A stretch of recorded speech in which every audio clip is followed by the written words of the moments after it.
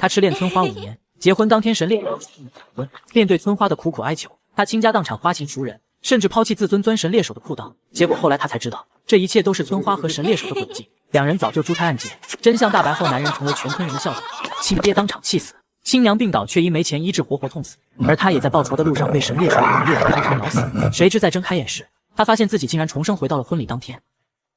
爸妈，这彩礼已经耗尽了我们家所有的钱了，我真的拿不出更多了，求求你把思思嫁给我吧，我以后一定会对她好的，求你了。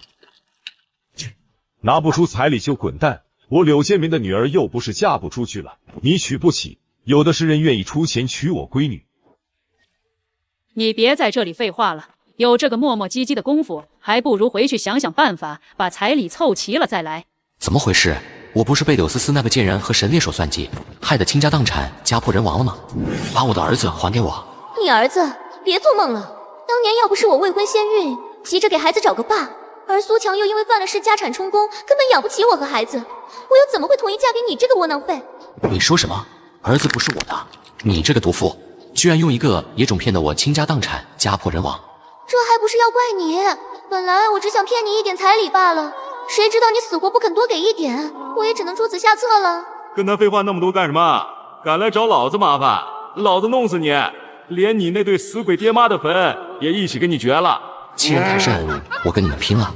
崔哲一怒之下掏出匕首向苏强扑过去，结果却被他养的猎犬捉到。敢对老子动家伙，大黑，咬死他！我重生了，重生回到了娶柳思思的那天。崔哲，你别在那里装傻，我告诉你，1000块彩礼少1分钱，今天这个婚礼很难办。难办？我擦，那就别办了。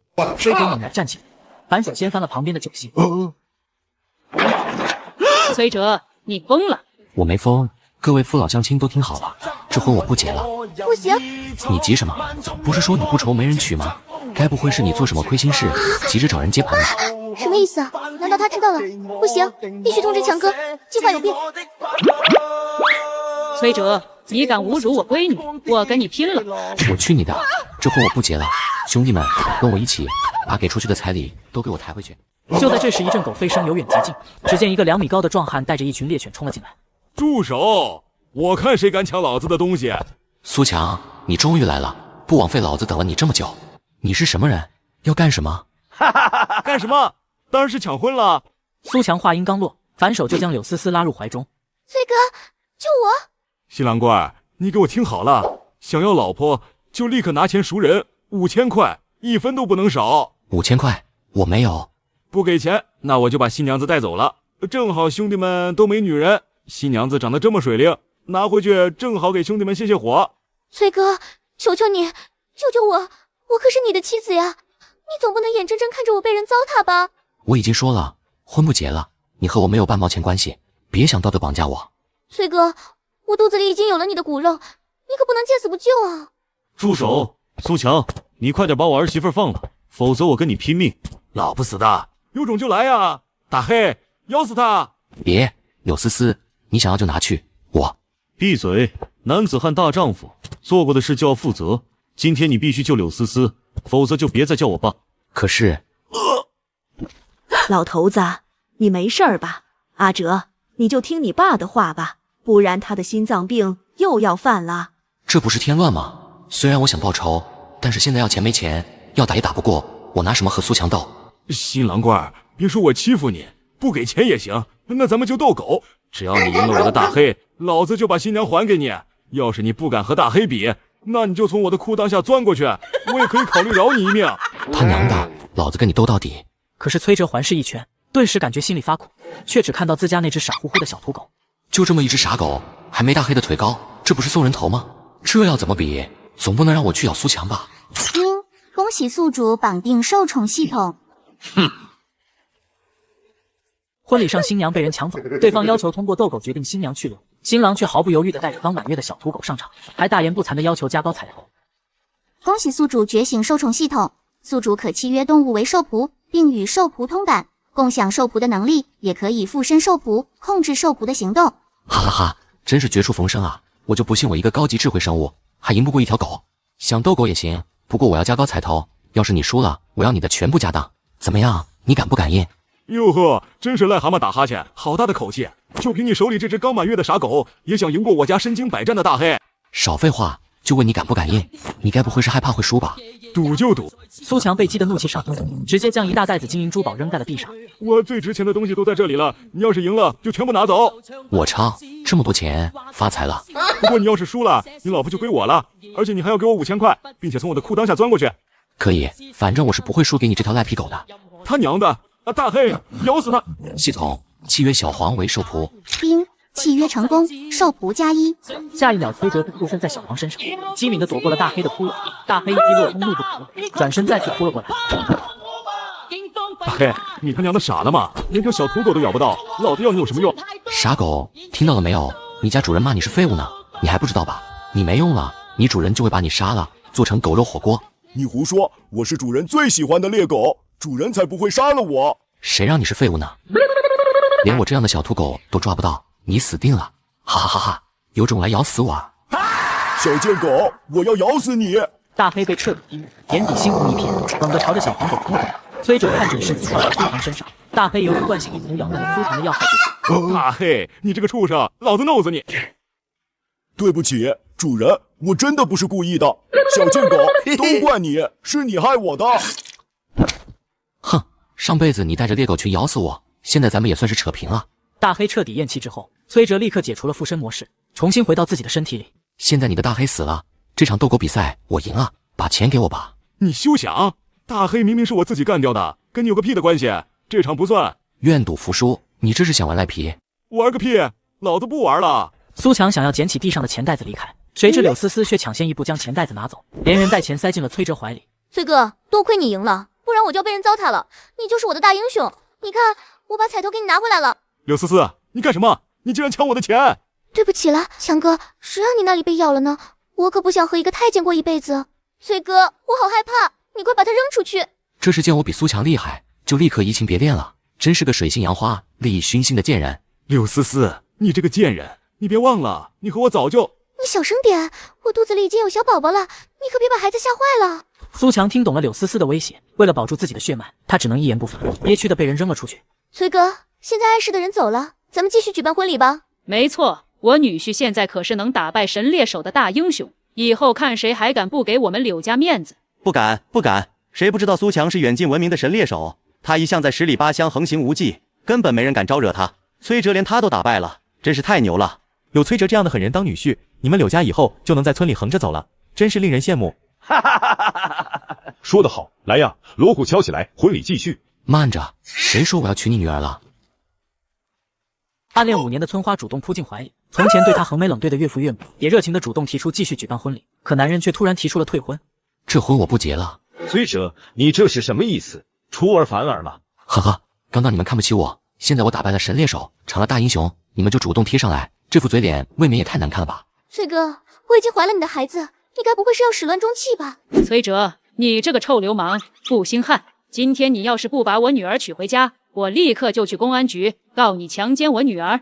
亲家别生气，臭小子，还不赶紧跟你媳妇儿和岳父岳母磕头道歉？我凭什么道歉？他肚子里的孩子根本不是我的，而是刚刚那个苏强的。他们两人早就勾搭在了一起，还珠胎暗结未婚先孕，所以才想让我当接盘侠。什么抢亲，那只不过是他们联手演的戏罢了，就是为了从咱们家骗钱而已。你放屁！我女儿清清白白的黄花大闺女，你为什么要这么污蔑她？崔哥，我妈不就是跟你多要了一点彩礼吗？你不想给可以直说，为什么要这样害我？臭小子，还不快磕头道歉！柳思思，既然你口口声声喊冤枉，那现在咱们就去医院做亲子鉴定。说完，崔哲拉起柳思思就走。柳思思顿时大惊失色，白眼一翻便晕了过去。哼，心虚了吧？结果大家都看到了，我可没有戴绿帽子的习惯。我宣布，今天的婚礼取消。那可不行，我们随礼都给了，你赔给我们吗？就是，这婚宴上的菜还是用我送来的大米和猪肉做的呢。你要是下次再结婚，我还得再随一次礼，那我不就亏了吗？没错，酒席上的鸡鸭也有我随的礼，今天的婚礼必须办，我家可没那么多钱再随一次礼了。哈哈，听到了没有，崔哲，今天这婚你结也得结，不结也得结。贤婿啊，别说我们狮子大开口，你只要再加800块彩礼，我就同意把女儿嫁给你了。哈哈，说的好听，这不就是趁火打劫吗？崔哲气得捏紧了拳头。就在这时，一个蓬头垢面的女子从狗窝里探出头，看着桌上的烧鸡直流口水。竟然是他，他怎么会在这里？前世崔哲被柳思思骗走了全部家产，父亲被人嘲笑活活气死，母亲也病倒了，因为无钱医治而亡。崔哲跟柳家理论却被推下楼，是眼前这个沈姑娘救了他。最后崔哲获救，可他自己的生命却永远的留在了冰冷的河水中。想到这里，崔哲顿时红了眼眶。不就是要继续举办婚礼吗？可以。崔哥，我就知道你还是舍不得我。只要你现在再拿800块彩礼，我就继续跟你拜堂。滚开！好狗不挡路。崔哲走到狗窝面前，动作轻柔的拉起浑身脏兮兮的傻姑娘。姑娘，你愿意嫁给我吗？嫁什么？嫁给我，你就会有吃不完的烧鸡。烧鸡好，我要嫁给你。好，婚礼继续。各位父老乡亲，麻烦大家帮我把酒席抬回崔家，改天我请大家吃杀猪菜。在这个物资匮乏的年代，许多人家一年都吃不上2次肉。听到崔哲这么说，众人立刻像打了鸡血一样，抬起酒席就往崔家冲。一拜天地，2拜高堂，夫妻对拜，送入洞房。崔哲，你疯了！柳如月她小时候发烧烧坏了脑子，她就是个傻子，你居然宁愿娶一个傻子，也不愿意娶我。在我看来，如月她只是心思单纯而已，她比你这种唯利是图、水性杨花的女人好100倍、1000倍，你连给她提鞋都不配。崔哲，你可别后悔。我永远都不会后悔，你赶紧滚蛋，别吓到我老婆了。哼，蠢货，我等着你来求我的那一天。第二天早上，崔哲突然被一阵砸门声吵醒。姓崔的，你给老子滚出来！男人在婚礼上舍弃暗恋5年的春花，转而迎娶了他那个被烧坏脑子的傻堂妹。谁知新婚第一天地痞就找上门来催债。姓崔的，给老子滚出来！一大清早的，谁家的狗没拴好，跑出来乱叫？你他娘的骂谁是狗呢？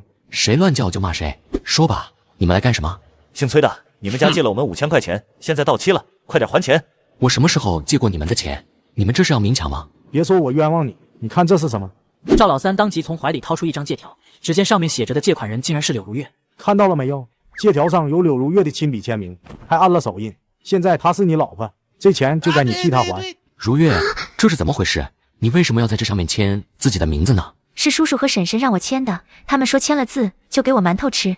如月，这是让人骗了。谁拿了你们的钱？你们找谁去？我不管，借条是柳如月签的，那我们就找她。你要是舍不得替她还钱，那就把她给我们，我们会给她找个好地方的。别看柳如月傻，但是长得倒是挺漂亮，肯定能卖个好价钱。你们他妈的找死！崔哲拎起院子里的铁锹，狠狠地拍在王麻子和赵老三身上，两人疼得鬼哭狼嚎，抱头鼠窜。崔哲毫不手软地追着他们打，直接将人赶出村，才停下脚步。崔哲，别以为你能打，我们就怕了你。欠债还钱，天经地义，否则我们老大不会放过你的。没错，你也不想你们全家不得安宁吧？欠你们的钱我会还，但是你们若是敢骚扰我的家人，那就别怪我心狠手辣了。哼，肯还钱就好，限你7天之内还清，不然我们老大就亲自来跟你们谈。5000块，咱们全家累死累活，一年也才赚不到300块，哪来的5000块还给人家？咱们就是倾家荡产也还不起呀，更别说还要在7天内还清。小哲，你是不是疯了？这钱既然是柳家借的，那当然是让他们还了，凭什么让咱们倒贴？吃到嘴里的肉怎么可能吐出来？柳家人又不傻，不试试看怎么知道？我这就去找他们。姓柳的都给我滚出来！崔哲，你怎么来了？怎么新婚第一天就后悔了？想要求我重归于好吗？见过脸大，但是真没见过你脸这么大的。我是疯了才会跟你重归于好。你欺人太甚！少废话！你们欺负如月单纯，骗他签下了高利贷的借条，现在立刻把你们骗走的5000块拿出来，否则别怪我不客气。什么高利贷？什么5000块？我不知道。你这是想死不认账？崔哲，我知道你们家穷，可你也不能上我们家来坑蒙拐骗吧？什么借条？我们不知道。你们骗人！明明是你们让我签字的，你们还说签了字就给我大馒头吃，可是没有大馒头，你们是大骗子。你说那什么高利贷的借条是我们骗你签下的，你有证据吗？你要是没有确凿的证据，小心我告你造谣诽谤，送你去吃牢饭。骗子，大骗子！叔叔婶婶是大骗子，姐姐也是大骗子。傻子，别哭了，烦死了，滚开！柳思思不耐烦的一脚踹倒柳如月，柳如月顿时害怕的浑身发抖。崔哲心疼的连忙将人抱进怀里，心底的怒火彻底翻涌上来。柳思思，给我老婆道歉！哼，一个傻子而已，也配让我和他道歉？门儿都没有！我最后再给你们一次机会，道不道歉？还不还钱？想让我道歉？做梦！还什么钱？你少污蔑我们！呵呵，这可是你们自找的，你们可别后悔。后悔什么？难道你还能让我们家的钱长了腿，自己跑到你们家去吗？哈哈！崔哲环视一圈，突然看到猪圈里那10几头白白胖胖的大肥猪，顿时眼前一亮。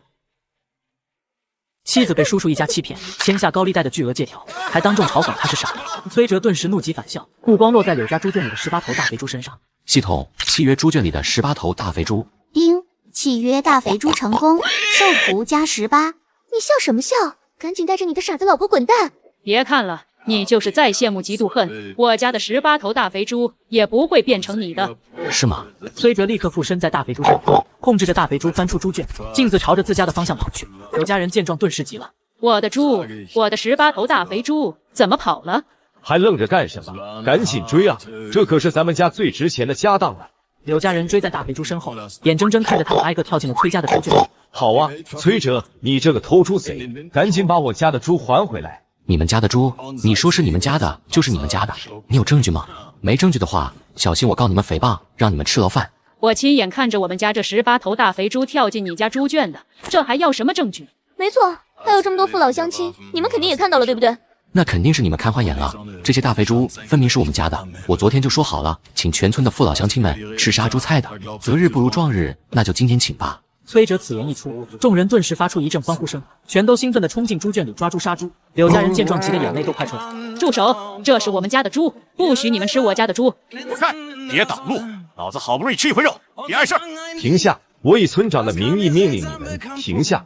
这是我们家的猪。你们家的猪怎么会在崔家的猪圈里？这分明就是崔家的猪。就是，就算你是村长，也不能光天化日之下抢老百姓的猪吧。眼看着自家辛辛苦苦养的猪被人做成了一盆盆杀猪菜，柳思思气得一把薅住柳如月的头发。都怪你，你这个傻子！要不是你，崔哲怎么可能不要我，还帮着你来抢我们家的猪？我打死你！滚开！你这个疯婆子，别动我老婆！如月，你没事吧？有没有哪里受伤？好痛，我的头好痛！活该！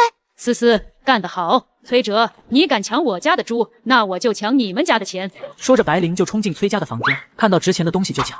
你快放下，这是孩儿他姥姥留给我的遗物。滚开，老头子，你还不快来帮我？我都拿不动了。拿不动就砸了，不能砸。滚开！谁让你儿子抢我家的猪？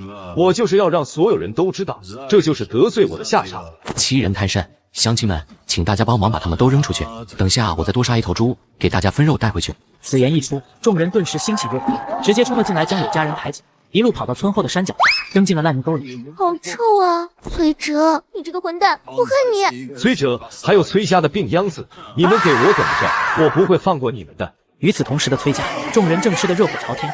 崔哲趁人不注意回到了房间。柳思思、白灵、柳建民，你们竟敢砸我家，那就别怪我心狠手辣，以牙还牙了。崔哲附身在特意留下的领头的大肥猪身上，带着剩下的15头大肥猪冲进了柳家，将眼前能看到的东西全都砸得稀巴烂，连承重墙都撞塌了。于是等柳建民一家满身烂泥的回到家时，却只看到一片废墟。我的家呢？我那么大一个家呢？怎么不见了？这到底是谁干的？我的青砖大瓦房啊，全都没了。肯定是崔哲干的。除了他，没人敢这么做。又是崔哲，你等着，老子一定要弄死你！老婆子，崔哲是不是有个表姐嫁给了你的堂侄子？你的意思是说，我明白了。是山羊，别跑！系统开启附身模式。我勒个去，我的初吻啊，被一头山羊给糟蹋了。崔哲刚想到这里，下一秒后面的羊群全都围了上来，嘴巴争相往崔哲脸上凑。这些羊要干什么？听说羊有从众效应，会盲目跟从首领的行为。这些羊该不会都要亲我吧？住手！不是，住嘴！这是我的身体，不许你们亲。可是崔哲的身体被领头羊的本能影响，下意识的回应羊群的亲近。崔哲吓得赶紧往前跑。不行，得赶紧跑，不然我要晚节不保了。兄弟们，都跟我走！崔哲带着羊群往自己设置的陷阱里跑，羊群跟着他像下饺子一样往坑里跑。1、2、3、4、9、10、11，整整11头山羊，最起码也有8、900斤肉。今天的初吻也算是丢得值了。崔哲将山羊收入空间内，只留下最后2只扛了回去。如月，我回来了。哇，好多肉，老公，今天又可以吃肉了，对不对？对，今天我给你做红烧羊肉吃，保证让你吃得满嘴流油。老公你好厉害，你说让我顿顿都能吃肉，然后就带回来这么多肉，你是我的大英雄。什么大英雄？你夸的也太离谱了，嘿嘿。就在这时，表姐江小芳满身伤痕的冲了进来，一进门就扑通一声跪倒在地，嚎啕大哭。大姨、大姨夫、表弟，求你们救救我吧，我快要被打死了。小芳，你这是怎么了？怎么身上全都是伤啊？表姐，你先别哭，谁欺负你了？你告诉我，我一定会替你讨回公道的。是白大柱，他不知道发什么疯，那天吃了酒席回来后，一进门就开始打我，说咱们江家对不起他们白家，让我们赔钱什么的，不然就要打死我。我实在是活不下去了。白大柱，那不是白灵的堂侄子吗？他这是故意打给咱们看的。又是他们，白灵这是记恨我退了柳思思的婚，故意用表姐的命逼我低头呢。我找他算账去。我跟你一起去，叔叔和婶婶很凶的，我要保护你。老婆真乖，那就跟我一起去吧，看看我是怎么收拾柳家人的，也替你出一口恶气。崔哲来到柳家时，就看到白大柱趾高气扬的看着自己。怎么，你们是来求我高抬贵手，放过江小芳了吧？我告诉你们，没门儿。对，没门，除非你重新给我们家盖一栋2层小洋楼，再赔我们5000块钱和20头大肥猪，否则就等着给江小芳收尸吧。哼，给脸不要脸，那就别怪我赶尽杀绝了。崔哲看向柳家仅存的鸡圈，正准备附身到大公鸡身上，突然感觉一阵头晕目眩。老公，你怎么了？没事，肯定是还没吃饭，饿晕了。系统，怎么回事？为什么我没办法契约大公鸡了？丁，检测到宿主今日的精神力透支，剩余精神力无法支持契约以及附身大型动物。这下糟了，我狠话已经放出去了，要是不能打他们的脸，岂不是要丢自己的脸？我还以为你有多厉害呢，搞了半天是银样蜡枪头，中看不中用，大侄子给我狠狠的打，打到他跪地求饶，主动赔偿为止。不许你们欺负我老公！傻子滚开！好痛啊，我的手里流血了。如月，你们敢动我老婆，找死！就在这时，一只蟑螂从面前走过，崔哲见状顿时眼前一亮。对了，我的精神力不够附身大型动物，那像蟑螂这样的小虫子应该可以吧？系统，契约蟑螂群。丁，蟑螂群契约成功，受捕数量加39731，将近4万只蟑螂。果然俗话说的没错，当你看见一只蟑螂的时候，附近已经有几大窝了，真是天助我也。崔哲当即附身在蟑螂首领身上，带着蟑螂群冲向柳家人和白大柱。蟑螂尖锐的口气刺入他们体内，狠狠地撕咬着。柳家人顿时疼得鬼哭狼嚎，原地开始跳迪斯科。好痛啊！救命！快把这些虫子给我赶走！裤子，蟑螂钻进我裤子里去了。姨父，快救救我！我还没生儿子呢，我不想断子绝孙啊！畜生，放开我的手！我的手脏了，不对，我的鼻子被咬了！救命啊！柳家凄厉的惨叫声响彻整个村子，村民们都好奇地跑来看热闹，顿时被眼前的一幕吓得瑟瑟发抖。柳家这是怎么了？怎么突然有这么多蟑螂，而且还专门咬柳家人？肯定是遭报应了呗！我听说柳家霸占了哥哥嫂子的家产，还虐待唯一的侄女，真是畜生不如，活该！不是的，你们胡说！都是柳如月这个灾星，小时候克死了自己爸妈，现在又来克我们家了！你这个害人精，你怎么还不去死？竟敢骂我老婆，嘴这么臭，缝住算了。崔哲控制着蟑螂首领的身体，爬到柳思思脸上，对着他的嘴巴一阵疯狂撕咬，口感还不错，就是太臭了。呸呸呸！兄弟们，把他的臭嘴给我缝上！救命啊！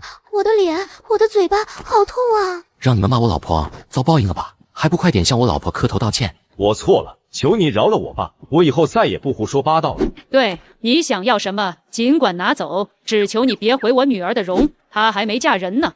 老婆，你有什么想要的吗？老公给你拿。我要那杆猎枪，那是我爸爸的遗物，被叔叔抢走了。不行，那可是我们家现在唯一值钱的东西了，你们不能拿走。呵呵，占了别人的东西久了，还真当是自己家的了。滚开！崔哲一掌踹开挡路的柳建明，直接摘下墙上的猎枪，拉着柳如月就往外走。等一下，你还没把我们身上的蟑螂弄走呢，不许走！我是人，又不是神，我怎么知道这些虫子是怎么回事？我只是陪我老婆来拿回我岳父的遗物的。你耍我！你刚刚明明说……我说了，这或许是你们欺负我老婆，白大柱殴打老婆的报应。你们可以试试看，向被你们伤害的人下跪磕头1个小时，也许老天爷感受到你们的诚意，就会饶你们一命呢。你当我们是傻子吗？不信就算了，反正疼的也不是我。老婆，我们走。别走，我愿意，我这就去向小芳下跪磕头。老婆，我错了，我不该动手打你，以后我再也不敢了，求求你原谅我吧。你别，表姐，你别心软，家暴这种事只有0次和无数次，你不想被打死的话，要么离婚，要么一次性收拾到他怕，让他再也不敢对你动手。离婚是不可能的，我还有2个孩子呢，全靠他赚钱养家，我舍不得孩子，要是离婚了，我一个人也养不起。那就只能狠下心来，让他知道怕，不用等太久，让他跪1个小时就行了。1个小时后，崔哲的精神力彻底告罄，附身模式随之解除，蟑螂们群龙无首，自然全都回了老巢。这一幕顿时惊得众人目瞪口呆。不见了，蟑螂真的不见了，原来磕头认错真的有用。天哪，这也太神奇了吧！这些蟑螂竟然能分辨得出好人坏人。我都说过了，我老婆是小福星，谁欺负她就一定会遭报应的。你胡说，我们没有磕头，和我们身上的蟑螂也不见了，你怎么解释？不是不报，时候未到，你们等着瞧吧。猎枪给你，这不是你爸爸的遗物吗？你给我干什么？打猎危险，你今天都累晕了，用猎枪厉害不累？原来你要这猎枪是为了给我用的，傻老婆，你怎么这么好啊？丁，检测到宿主的精神力恢复10%，请宿主再接再厉。原来不止睡觉能恢复精神力，跟老婆亲亲也能增加精神力，而且比睡觉的恢复速度还要更快。老婆，你可真是我的小福星，来，再来一个。当天晚上，崔哲等待精神力恢复后，便偷偷来到柳家。系统契约大公鸡，丁，契约大公鸡成功，受捕数量+1。崔哲附身在大公鸡身上，带领着鸡群飞出鸡圈，大摇大摆地飞了一圈后，突然消失了。收。那不是柳家的鸡吗？怎么突然消失了？天哪！难道崔哲说的是真的？柳如月真的是小福星？柳家因为欺负小福星，所以遭报应了？我的鸡呀，这可是我们家最后的值钱东西了，没有这些鸡，我们可怎么活啊？这到底是谁干的？别让我抓到他，否则我跟他没完。嘿嘿，叫吧叫吧，这才只是刚开始而已。我看你们身无分文，怎么过冬？第二天，崔哲一大早就上山，扛着猎枪在山里寻找猎物。都转悠半天了，怎么一个大家伙都没遇到？只抓到几只野鸡，根本卖不了几个钱。这样下去，什么时候才能把债务还清？就在这时，一群麻雀从崔哲头顶飞过，惊慌的样子仿佛遇到了什么恐惧的东西一般。哎，对了，麻雀飞在空中，肯定看的范围更大更远，这不就是现成的哨兵吗？系统契约麻雀，丁，契约麻雀成功，受捕数量+1。崔哲附身在麻雀身上，视线瞬间升高到了半空中，没一会儿就发现远处有一头野猪，正在朝着这边飞速靠近。来了，是野猪，看起来至少有400-500斤。不对，这个方向在我身后。崔哲连忙爬上树，刚做好准备，下一秒野猪就出现在视线里，凶狠地朝着崔哲躲藏的树木冲撞过来。畜生，还敢偷袭我，去死吧！差一点我就交代在这里了，幸好我及时契约了麻雀，子弹也只剩1颗了，好险！不行，必须得尽快补充子弹才行。与此同时，崔哲的远方小姑来到崔家，一进门就看到那2只肥嘟嘟的山羊，顿时羡慕嫉妒的眼睛都红了。好肥的山羊，看起来最起码得100-200斤吧，看着就好吃。你要干什么？这山羊是我大侄子打的吧？你们家有2头呢，反正你们也吃不完，我牵走1头，回去杀了正好给我儿子补补身体。说完，崔美丽牵着羊就往外走，柳如月急得一把拽住绳子。不行，这是我家的羊，你不能拿走。滚开！我拿我侄子的羊，跟你有什么关系？你一个吃白饭的傻子，也配管我？来人啊！有小偷，小偷偷山羊了，快来抓小偷啊！柳如月尖锐的喊叫声惊动了全村的父老乡亲，大家纷纷扛着扁担来抓小偷。小偷在哪里？就是他，他想偷我老公猎回来的山羊。我可是崔哲的亲姑姑，拿他1头羊怎么了？你这个贱蹄子，竟然挑拨我们崔家的关系！今天我替我大侄子教训教训你！救命啊！好痛！叔叔伯伯，婶子姐姐，救救我！崔哲媳妇，我来救你！你别冲动，这是崔家的家事，咱们别瞎掺和，不然里外不是人。就是人家姑姑是长辈，教训一下侄媳妇怎么了？谁家姑娘嫁人不受搓磨？救命啊！我老公说过，我是小福星，谁要是帮我，就一定会有好报的。哈哈哈，还小福星呢，一个混吃等死的傻子罢了。今天老娘就是打死你，也没人敢放一个屁。放开我，别打了，老公救我！我看不下去了，崔美丽，住手！我也来帮你。几个村民一拥而上，和崔美丽扭打在一起。崔美丽瞬间落了下风，顿时气得扯着喉咙大喊：好啊，你们柳树湾的人欺负我们外村人少是不是？大旺、小二，你们死哪里去了？还不快来救你妈我！妈，我们来了！你们敢打我妈，我跟你们拼了！刘大旺和刘小二抡起铁锹，把帮忙的几个村民打得节节败退。崔美丽见状又得意起来，哼，多管闲事，打死也是活该。还有你这个傻子，敢怂恿他们打我！大旺、小二，把他的衣服给我扒了，看他还怎么有脸给小哲吹枕头风。好嘞，这小妞虽然傻，可是长得是真漂亮，手感肯定很好。哥，让我先来吧。那就你先来，等下换我。你们走开，别过来！救命啊！堂哥，你回来了。老公，你终于回来了。媳妇，你怎么样？有没有哪里受伤？我没受伤，可是他们欺负我。那个女人想抢咱们家的羊，他们2个还要扒我的衣服，我好害怕。傻子闭嘴！小哲啊，你别听这个傻子胡说八道。我就是听说你最近打了不少猎物，想着你肯定吃不完，就想来帮你分担一些，免得放坏了，怪可惜的。不是这样的，他胡说。我知道，你别怕，欺负你的人我一个都不会放过。哈哈，我们家现在还欠着3000多块外债呢，你们怎么不帮着分担一点？吃肉的时候就想着来分担了。崔哲，你怎么跟我妈说话呢？她好歹也是你的长辈。我没有这种抢侄子东西的长辈，你们敢欺负我媳妇，我今天要是不打断你们的狗腿，我就跟你们姓。你狂什么狂？不过是走狗屎运，打了2只山羊而已，还真以为自己天下无敌了。哥，别跟他废话，咱们2对1，干他！我的手，崔哲，你竟然动枪，你不讲武德！蠢货，谁跟你讲武德？敢欺负我媳妇，打断你的手脚都是轻的。妈，救我！我还不想死啊！救命啊！杀人了！谁来救我儿子？都让开！发生什么事了？小妹，你怎么哭了？还不是你的好儿子，他把大旺的手给打断了，还要杀我二儿子。二哥，你可要给我做主啊！崔哲，你把枪给我放下！爹，你让开！他们敢欺负我媳妇，就必须付出代价。都是亲戚，就算他们有什么错，教训一顿就完了，怎么能动刀动枪的呢？爹总是这样，明明是这些亲戚的错，可只要对方哭诉几句，他就心软了，就会让我低头道歉。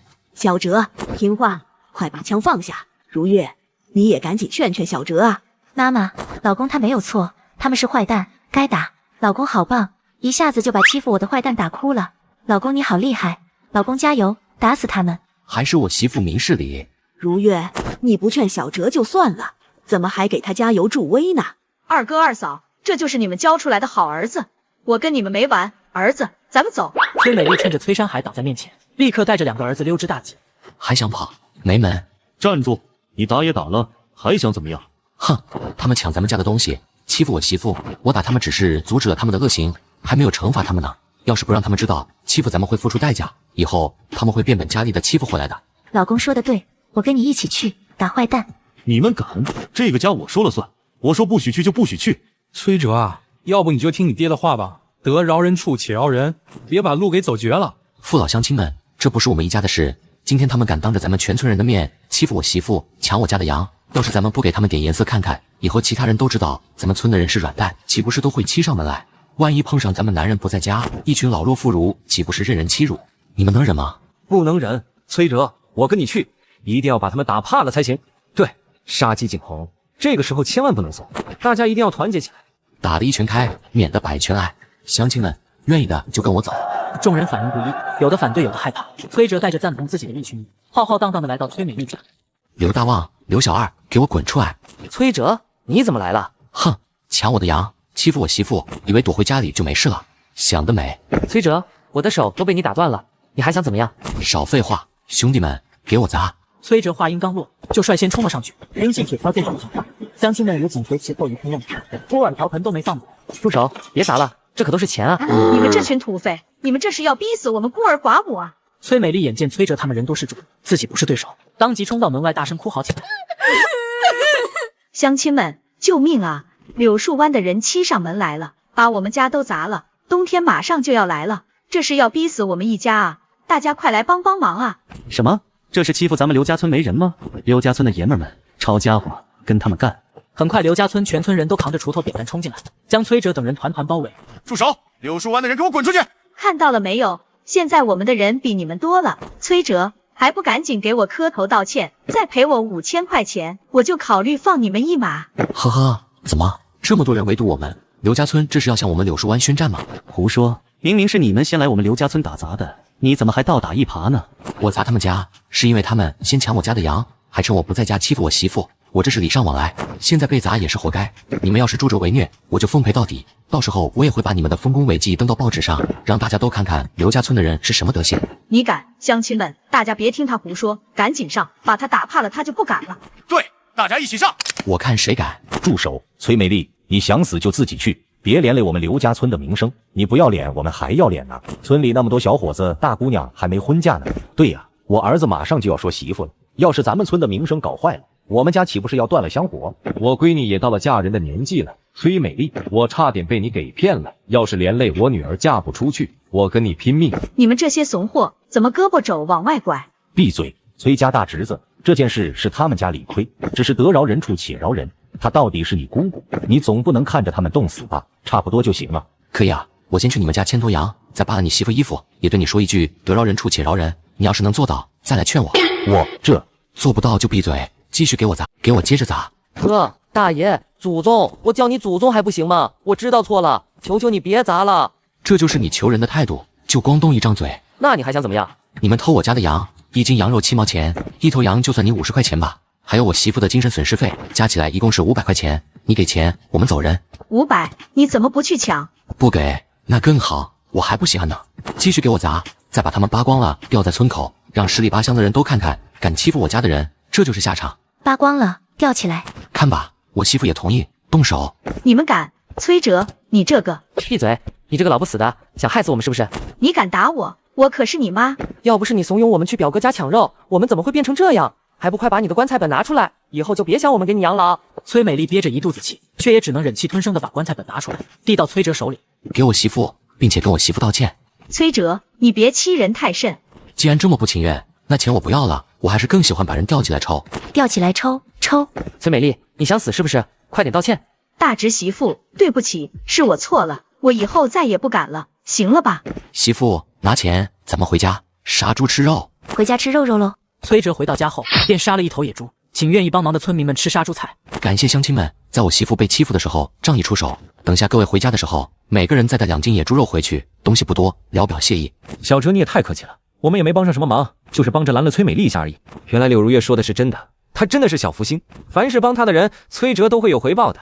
这年头咱们都是3天饿9顿，1年都吃不上1顿肉，今天可算是赚到了。下次崔家有事，我还来帮忙。这就好，我就是说要让所有人都知道，只要是帮我家的人都会有好报的。这样以后，即便我不在家，也不用担心媳妇和爸妈被人欺负了。院子里众人吃酒喝肉，其乐融融；院子外面的人却是馋得口水直流，后悔的肠子都青了。早知道那小傻子不是柳如月被欺负的时候，我也去帮忙了，那我现在就也能坐在里面吃肉了。我也想吃肉，下一次我一定要第一时间冲上去帮忙，谁也别想抢。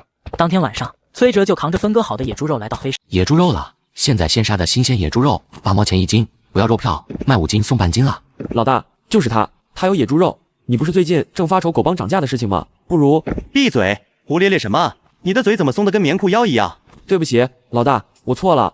小子，你是第一天来吧？没错，是第一次，不知道老大有什么指教吗？你这野猪肉看着不错，你现在手头上有多少？不过也就2头野猪的量，大概500多斤吧。那正好，我全都要了，你给我算便宜点。我刚才叫卖，你也听到了，8毛钱1斤，你都要的话，我给你算7毛5，才便宜5分钱。小本买卖，你也知道，上山打猎太过危险，我这赚的都是卖命钱，1斤少5分钱，已经很便宜了。好吧，7毛5就7毛5，我全都要了，你给我送到仓库去。黑老大刚刚离开，一个壮汉就带着人气势汹汹地冲了过来。小子，谁让你在这里摆摊的？我在黑市交了钱，当然是管理人员让我在这里摆的。还敢顶嘴？这黑市里谁不知道？这个摊位是我邢老三的，你他娘的敢抢我的地盘，活得不耐烦了？呵呵，你说是你的就是你的，怎么你在这里撒尿做标记了？什么撒尿？大哥，他骂你是狗。多嘴，老子用你说。小子，你赶紧给我滚，以后也别再让我在黑市看到你，否则老子让你再也打不了猎。吹牛就去厕所，我嫌你有口气，让开，我没工夫看你们表演。崔哲一把推开挡路的人，扛着猪肉径自去仓库送货。老大，他无视你，还扒拉你。闭嘴，老子用你说。他娘的，敢跟老子抢生意，老子让你知道马王爷有几只眼。走，去找他算账。500斤猪肉都已经送到了，请结一下钱吧。375块，你给370块就行。行，把钱给他。崔哲钱还没拿到手，突然仓库大门被人一脚踹开。慢着，又是你，你到底想干什么？你说干什么？我就说嘛，为什么黑老大死活不同意涨价的事？搞了半天，原来是你小子在背后搞鬼。你的肉卖这么便宜，以后谁还肯买我的肉？黑老大，这是你的地盘，你说怎么办吧？这个嘛，黑老大，你该不会以为就这小子一个人就能供应得上你需要的肉量吧？我劝你想清楚一点，只有我们狗帮才能稳定的供应得上大量的猎物，你可别因小失大。小兄弟，对不起了，你的肉我不要了。我都已经给你送到仓库了，你现在跟我说不要了？500多斤肉，你耍我呢？话不能这么说，谁让你的肉比不上人家狗帮呢？我只能选择狗帮的肉。哈哈，小子，你听到了吧？还不赶紧带着你的肉滚蛋！凭什么选他们？凭他嘴巴臭，凭他们卖的比我贵？你脑子进水了吧？就凭他们狗帮人多势众，一个月能给我稳定供应3000斤肉，而且时不时还有各种珍贵的猎物，你能做到吗？要是你能做到，我就买你的。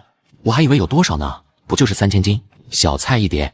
真的？那好，有便宜的谁不要？那我就选你了。就凭你，小胳膊小腿的，能打3000斤？吹牛谁不会？你说的也有道理，要不这样吧，你们比一场，谁赢了我就选谁，怎么样？哈哈，小子你死定了！我们狗帮这么多人，一人一口唾沫也能把你淹死。他娘的，黑老大哥这里养蛊呢，我先收拾了狗帮，再收拾你。可是狗帮这么多人，我双拳难敌4手，这可怎么办？你们2个去，好好的教训教训他。随着邢老三一声令下，2个铁塔一般的壮汉朝着崔哲走来。崔哲环视一周，突然看到仓库角落里有一个铁笼子，里面关着一头熊瞎子。崔哲顿时眼前一亮，真是绝处逢生啊！系统契约熊瞎子。叮，契约熊瞎子成功，受仆数量+1。小子，你敢抢我们狗帮的财路，老子今天非得打断你的狗腿！呵呵，吹牛谁不会？有种就放马过来！老子现在可是有熊瞎子护体的人，我能怕你们？系统开启附身功能。叮，附身功能已开启。下一秒，崔哲就附身到了熊瞎子身上，他兴奋地朝着狗帮的人怒吼一声：“是熊瞎子！熊瞎子发狂了！救命啊！熊大爷饶命啊！别吃我，不是我抓的你！”崔哲控制着熊瞎子猛地冲了出去，可是下一秒就狠狠撞在了笼子上，脑瓜子嗡嗡直响。他娘的，这笼子怎么这么结实？脑浆子都差点给我撞出来！大家别怕，这笼子可是我特别定制的，专门用来关猛兽用的，熊瞎子跑不出来的。你怎么不早说？老子裤子都差点吓湿了！你们两个还愣着干什么？还不赶紧给我收拾这小子！都怪你，要不是你，老子今天也不会丢这么大的人，给我打断他的手脚！糟了，熊瞎子用不上，这下死定了！系统，救命啊！有没有什么新手大礼包、升级礼什么的？赶紧给我拿出来啊！你总不能眼睁睁看着我死在这里吧？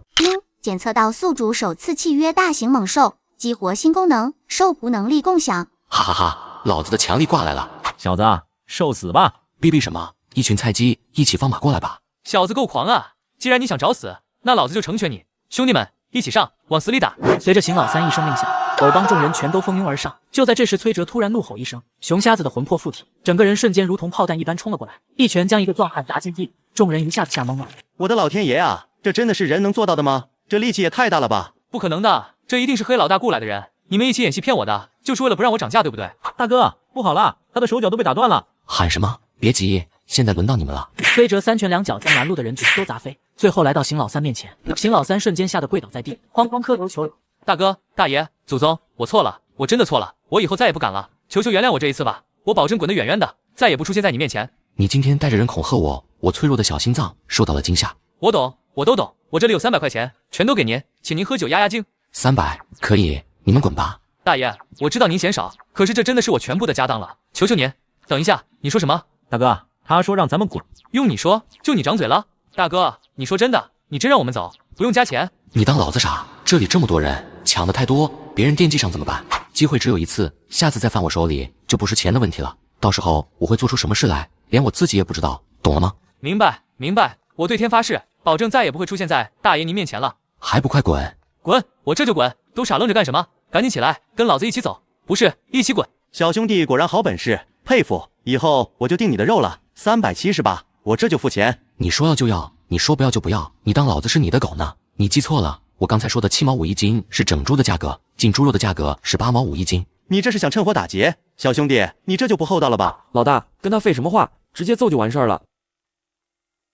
有种就放马过来！系统开启受仆能力共享功能。崔哲瞬间被雄魂附体，当即怒吼一声，一拳砸碎一面墙，众人瞬间吓得瑟瑟发抖。我错了，别打我！小兄弟，冷静，冷静一点，有话好好说嘛。8毛5的确是太贵了，能不能再便宜一点？8毛怎么样？没什么好说的，买卖不成仁义在。你嫌贵的话，我可以卖给别人，你也可以再找其他供货商。只是希望你找的人能比狗帮那些人扛打一些。老大，他这是在威胁你，这是赤裸裸的威胁。闭嘴！你以为老子听不懂吗？可是谁让人家有实力呢？不想死的话，就只能乖乖受着。8毛5就8毛5，合理。这里一共是425块钱，您点一下。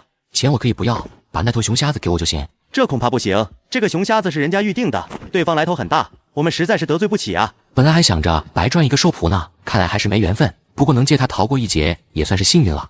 那就算了，400给我，这25块钱给我换成粮票、布票。明白，马上给您换。很快，崔哲就揣着700块现金和1沓粮票和布票转身离开。系统附身到熊瞎子身上。叮，附身功能已开启。老大，要不要派人跟上去？跟个屁！去送死吗？难道你的头比墙还硬吗？那怎么办？总不能真的吃了这个哑巴亏吧？这要是传出去，咱们还怎么在道上混啊？吃亏是不可能吃亏的，先把消息散出去，就说咱们这里高价收猎物，但是被人给垄断了，让他们狗咬狗，咱们就等着坐收渔翁之利。还是老大高明，我这就去。哼，不过是一个毛头小子而已，竟敢当众打老子的脸，还敢威胁老子，看老子怎么收拾你！可是没有人看到铁笼子里的熊瞎子，早已经把他们的谈话都听在了耳朵里。幸好我早有预料，提前附身在熊瞎子身上，不然被人算计了都不知道。不过这样也好，想找麻烦的尽管来，黑吃黑可比打猎赚钱快多了。不过在此之前，还是得先补充些子弹才行。随后，崔哲悄悄离开黑市，转身来到百货商店。你好，同志，这里有子弹卖吗？你这人什么态度？没听到我问你话吗？脑子有毛病，去医院，这里没药治你。你这人怎么说话呢？找茬是不是？明明是你先找茬的，你见过商店里卖子弹的吗？我没报警把你抓起来就算好的了。没有就算了，开个玩笑。这人虽然脾气不太好，但是人也不算太坏，至少没有直接把我送去公安局。你到底还买不买东西？不买就走，别在这里挡路。买，给我来1罐奶粉，20斤大米，1桶菜籽油，再来1罐蜂蜜，给我家里人补补身子。崔哲背着满满一背篓东西回到柳树湾，刚进村就远远的听到一阵吵闹声。这声音好像有点熟悉，是如月。听声音好像是从河边传来的，过去看看。原来就在10分钟前，柳如月到河边洗衣服，被一群大婶和小媳妇围着调侃。如月看着好像漂亮咧，你们舍是不是？那当然了，每天吃饱喝足，还能顿顿吃肉。崔哲对她又好，这小脸看着就红光满面的，看起来当然漂亮了。对，老公对我很好，他不打我，也不骂我，还给我吃肉。结果这话被路过的柳思思听到，她顿时火冒3丈的冲了过来。柳如月，你什么意思啊？是不是在内涵我们家虐待你了？我不是，我没有这么说。六思思，你吼什么？难道如月说错了？你们家没虐待如月吗？他小时候就克死了他爸妈，要不是我们家收养他，他早就冻死饿死了。我们家是他的恩人。呵呵，收养就是让人家孩子住在狗窝，跟狗抢东西吃吗？还恩人呢？你也好意思说得出口？就是你们还抢掠人家如月的家产，你怎么不说？真不要脸！你们闭嘴，跟你没有什么关系。我爸可是村长，谁再多嘴，我就让我爸把你们的公分全都扣光。此言一出，众人也不敢再多说了。柳思思顿时又嚣张起来。柳如月，别以为你嫁给崔哲就有人给你撑腰了。崔哲真正喜欢的人是我，他只不过是一时气愤才会娶了你，等他气消了就会踹了你，继续回来求我的。到时候你还不是要跟狗一样滚蛋？你胡说，老公才不会不要我。你想把老公抢走，你这坏女人！你敢骂我？你这个扫把星，找死！住手！崔哲闻声赶来的时候，看到的就是柳如月被柳思思用力一推，身形摇摇欲坠的向河里跌去的这一幕瞬间和前世重合在一起，一股怒气和惊恐瞬间盈满心间，他当即一个箭步冲了过去。救命啊！我不会游泳，救救我！老婆，我来了。老婆，你没事吧？有没有哪里受伤？老公，你终于回来了。他欺负我，我差点掉水里，我好害怕，我不会游泳。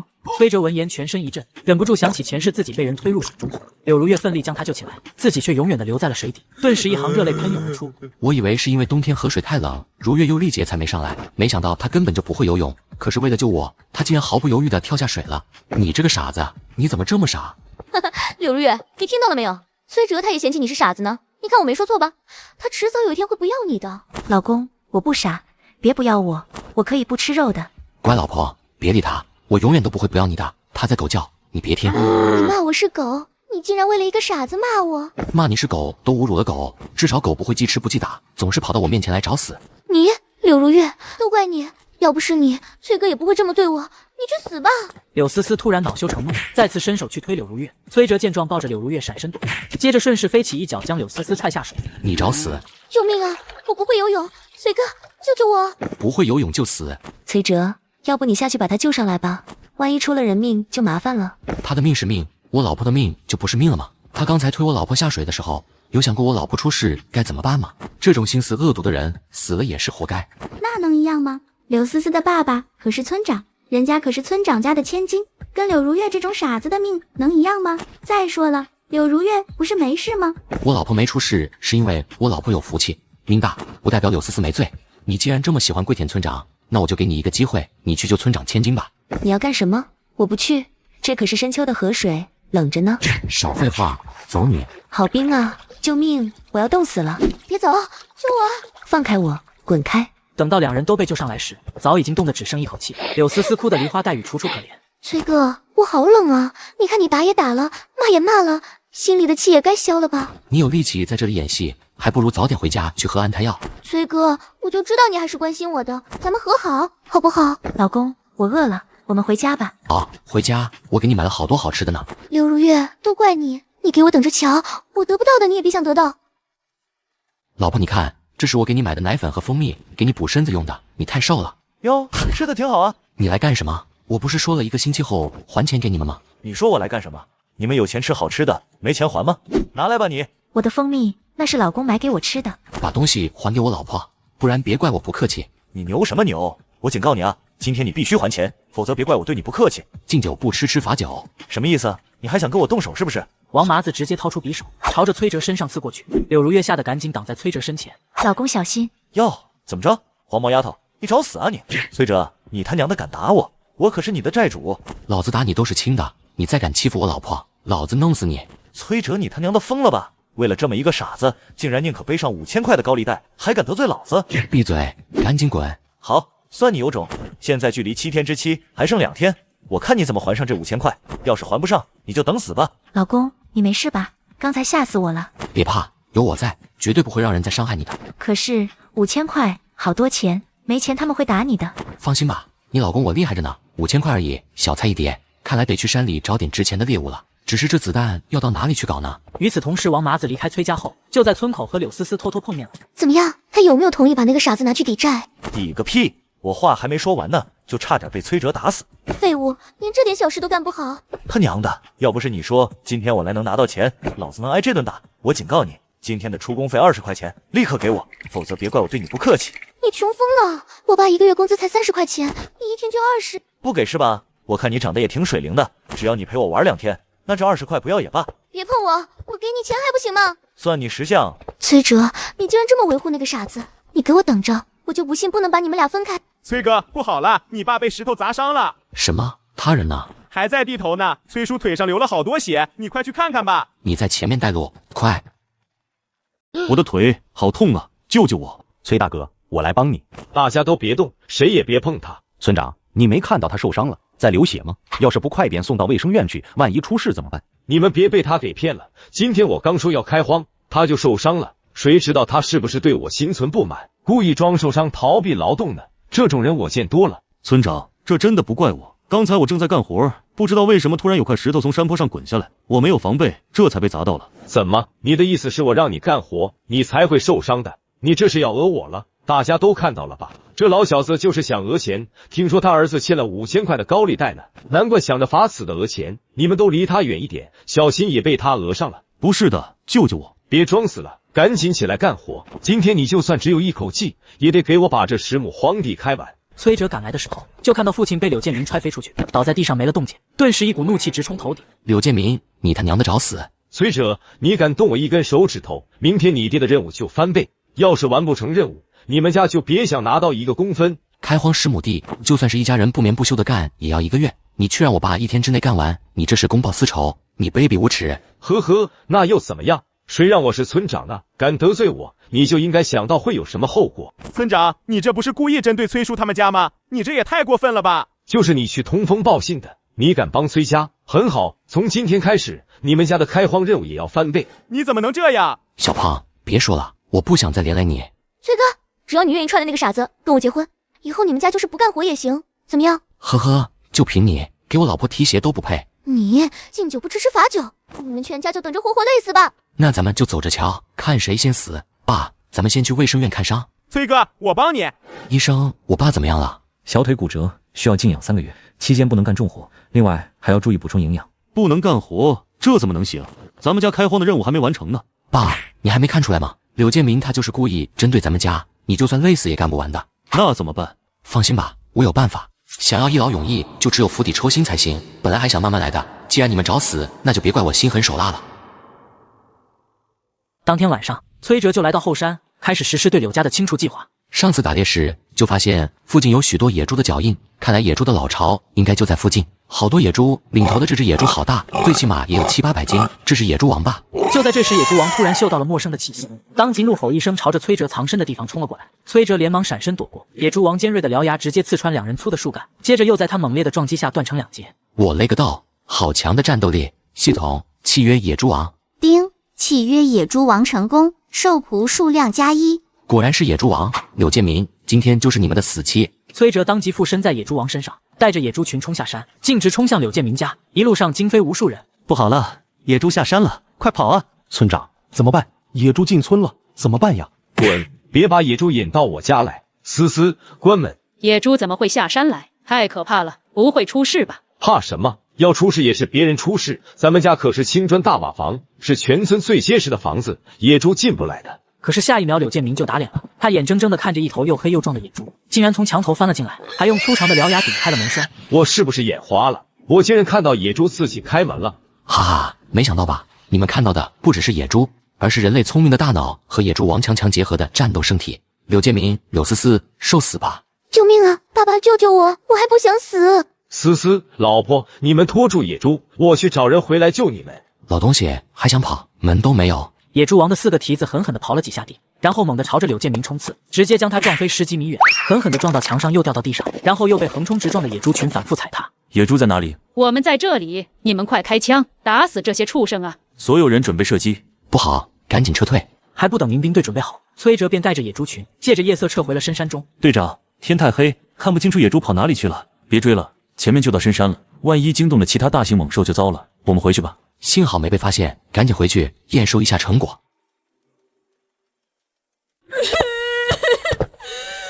白同志，你先别哭了，先说一下今晚的具体情况吧。我哭怎么了？我丈夫和我女儿受伤了，我哭一下都不行吗？村长夫人，你哭得这么伤心，不知道的还以为村长已经死了呢，多不吉利。是你，民兵同志，就是他，肯定是他搞的鬼，你们快把他抓起来。崔哲，对白同志的指控，你有什么要解释的吗？解释什么？你老公和女儿是被野猪弄伤的吧？跟我有什么关系？饭可以乱吃，话可不能乱说，小心我告你诽谤。就是你，你和我们家有仇，肯定是你让野猪来我们家弄伤我老公和闺女的。恭喜你答对了，可惜没有人会相信你的。崔哲在众人看不到的地方，冲着白灵露出一个挑衅的笑容，白灵顿时气得尖叫起来。你们都看到了吧？他笑得那么得意，肯定是他指使野猪杀我老公的，你们还不快把他抓起来？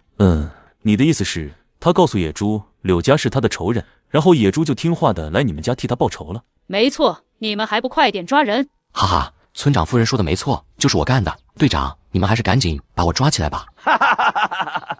你们都听到了吧？他承认了，就是他让野猪干的，快抓他，要不然把枪给我，我自己动手。医生，他是不是这里有点问题？看来白同志受的刺激太大，已经疯了，而且还有暴力伤人倾向，必须立刻送进精神病院治疗。那就麻烦你们连他一起带走吧。放开我，我没疯，你们应该去抓崔哲，他和野猪是一伙的。崔同志，对不起，刚刚差点冤枉了你。小事，你们也是为了查清真相，为全村人负责吗？要是你们真的感到抱歉的话，可以卖些子弹给我吗？原则上，子弹是不可以随便拿来卖的。原则上不可以，那就是说还是可以了。我明白，不过我要子弹也不光是为了我自己，这不是今晚被野猪吓坏了吗？我会打猎，要是有子弹，我也可以保护乡亲们，也算是帮你们减轻一下负担，对不对？这么说倒是有点道理，跟上级汇报倒是也能说得过去。只是吧，你放心，我不白要，1斤肉换1颗子弹，怎么样？行，不过数量有限，1个月只能给你换20发子弹。20发够干什么？不过聊胜于无吧。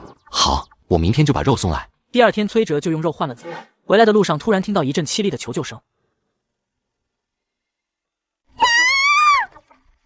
救命啊！大哥，求你救救我！这是蜜蜂，快往这边跑！大哥，你人真好。哼，什么深情男子，还不是见色忘义的薄情郎，勾引这种男人，简直是手拿把掐。女子心里不屑地嗤笑一声，立刻就朝着崔哲怀里冲过来。谁知下一秒，崔哲就直接将她一脚踹进河里。我说的是蜜蜂，不是你啊！你这个王八蛋，你别说话，不想被蜜蜂蛰死就别露头。系统契约蜜蜂，叮，蜜蜂契约成功，受捕数量加165。哈哈，太好了！上次给老婆买蜂蜜的时候就发现蜜蜂还挺贵的，我掏钱的时候心都在疼。要是能自己养蜂收割蜂蜜，岂不是能蜂蜜随便吃？放开我，混蛋！你想淹死我是不是？啊，对不起，我刚才光顾着蜜蜂了，差点把你给忘了。你眼睛瞎了是不是？我这么大个美女站在你面前，你竟然只顾着一群蜜蜂？你美不美跟我有什么关系？那蜜蜂可是能产蜂蜜的，当然是蜜蜂更重要了。反正我看你也没事了，那就此别过吧。受捕蜜蜂，带我回你们的老巢。可是崔哲一声令下后，蜜蜂非但没有带路，反而还全都掉在地上死了。系统怎么回事？怎么这次的受捕不听指令了？叮，检测到宿主契约的蜜蜂为蜂群中的工蜂，工蜂的主要职责之一便是保护蜂王，宿主所下的命令会危及蜂王，所以工蜂宁可自杀也不会执行指令的。原来是这样，看来想要彻底收服蜜蜂，还得先找到蜂王才行。你给我站住！你把我弄成这样，就打算拍拍屁股一走了之吗？那不然呢？你还想怎么样？救人救到底，送佛送到西。我现在全身都湿透了，还怎么见人啊？万一遇到心怀不轨的人怎么办？不如你带我回家，让我换身干净衣服吧。也好，等下寻找蜂巢还需要他带路。算了，就当日行一善吧。好吧，你跟我走吧。崔哲刚带着女子离开，柳思思就从树丛后面走了出来。崔哲，你终于还是上当了。柳如月，你不是很得意吗？既然我不好过，那你们也别想好过。哼！与此同时，崔哲带着女子回了家。刚进家门，第一时间就去找柳如月。你在这里等着，我去给你找衣服。好的。救命啊！非礼啊！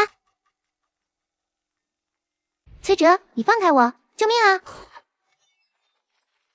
乡亲们快来，人在这里！救命！崔哲他非礼我。你们这是干什么？谁把我家大门踹塌了？赔钱。就是他，他刚刚想对我图谋不轨。崔哲，没想到你竟然是这种人！乡亲们，大家都看到了吧？崔哲他就是个臭流氓，快把他抓起来！住手！不许你们抓我老公！柳如月，你脑子坏了，眼睛也瞎了吗？没看到崔哲他非礼人家女孩子吗？你还想包庇他？不可能！刚刚他明明在后院帮我处理猪下水，让我腾出手来去给这个女人找干净衣服的。要是这么说的话，崔哲怎么可能同时出现在2个地方？总不能说他会分身术吧？刚才崔哲好像就是从后院的方向过来的，看来咱们的确是误会他了。这种鬼话你们也信？他肯定是听到咱们来了，才偷偷跑到后院去的。你们可别被他给骗了。对，他就是听到有人来才跑的，他就是个流氓。你们胡说，我老公是好人，你们骗人。我说的是真是假，很容易辨认。你们要是不信的话，可以自己闻闻。说完，崔哲就将手里拎着的猪下水扔到柳思思和郭明脸上，瞬间一股恶臭扑鼻而来，黏黏糊糊的腥臭之物糊了2人满脸。等他们看清楚扔到脸上的东西是什么的时候，顿时忍不住发出崩溃的尖叫声。这是猪下水！崔哲，你竟然把这么恶心的东西扔到我脸上，你还是人吗？你不是不相信吗？我只能让你亲自闻闻了。对了，骂人的时候慎重一点，那大肠里的东西我还没清理出来呢，小心流进嘴里。好像说晚了，已经流进去了。啊，好臭，好恶心！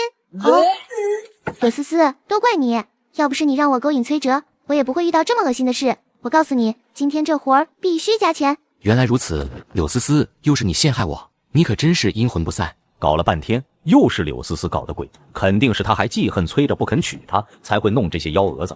那能怪谁？还不是怪他不检点，怀着别人的野种，还想让崔哲接盘，想的倒是挺美。我以前还同情过他呢，真是一片好心为了狗。这女人竟然利用咱们，把我当傻子是不是？老娘抽死你！柳思思被众人打得鼻青脸肿，顿时一股怒气全都冲着郭敏而去。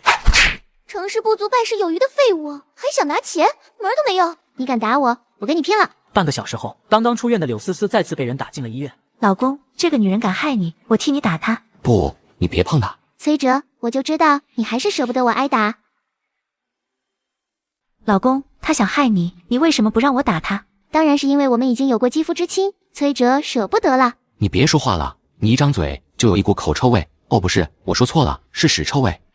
你混蛋！哈哈，老公你说的对，她一哭就更臭了。可是，老公，她陷害你，我还是很生气。放心，咱们用别的方法让她赎罪。崔哲让郭敏在前面带路，3人一起来到蜜蜂的老巢。就在前面那棵大树下，我当时就是在树下休息的时候，不小心碰到蜂巢，才会被蜜蜂追着蛰的。蜂巢里面肯定有很多甜甜的蜂蜜，老公，咱们快过去吧。等一下，谁知道他说的是真的还是假的？我怎么没看到什么蜂巢？郭敏，你该不会是骗我的吧？我怎么敢呢？那蜂巢就在那棵树上，那么大一个蜂巢，你看不见吗？不信的话，你过去看一下不就知道了。去吧去吧，最好你们也被蜜蜂追着蛰死你们。是吗？口说无凭，你亲自证明给我们看吧。你去把蜜蜂引过来。你说什么？你……崔哲不等郭敏反应过来，就直接一脚将人踹飞了出去，狠狠地撞在蜜蜂筑巢的那棵树上。蜜蜂受到惊吓，倾巢而出，追着郭敏这个罪魁祸首跑。郭敏猝不及防，被蛰得鬼哭狼嚎。哈哈，老公，他现在好像一个猪头啊，太好笑了。你还有脸嘲笑我？你们这些混蛋，我跟你们拼了！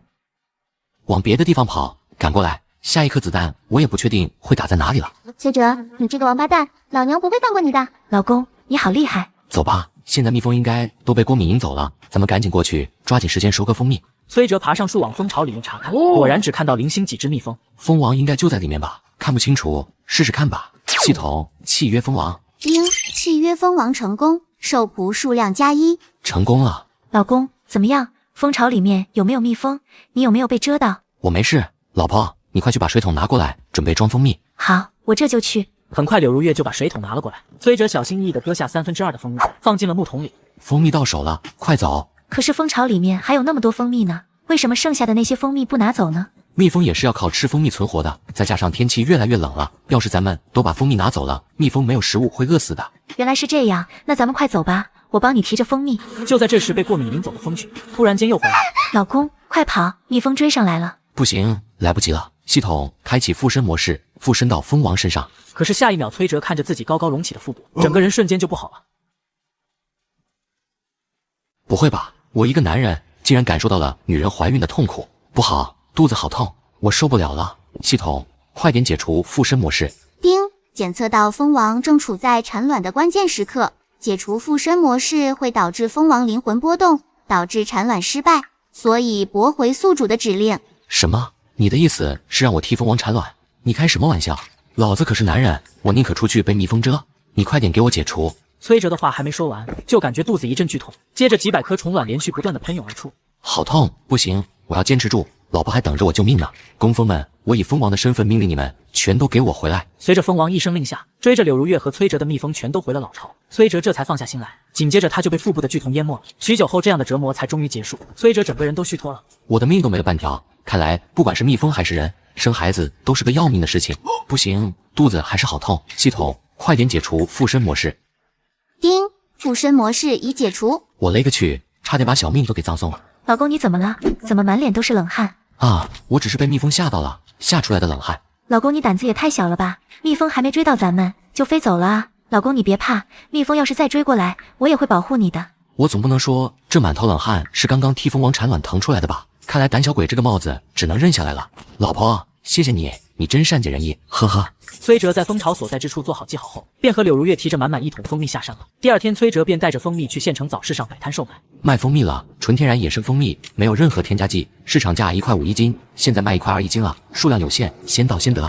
真的假的？纯天然野生蜂蜜，那可是紧俏货，百货商店都买不到的。你能有这么好的东西？就是1分钱1分货，要真是野生蜂蜜，你能舍得降价出售？打死我也不信。小子，别吹牛，你这要真的是野生蜂蜜，那我就全给你包圆了。口说无凭，你们不信的话，可以自己尝尝。一看几位就是有品味的人，肯定能尝得出来是真是假。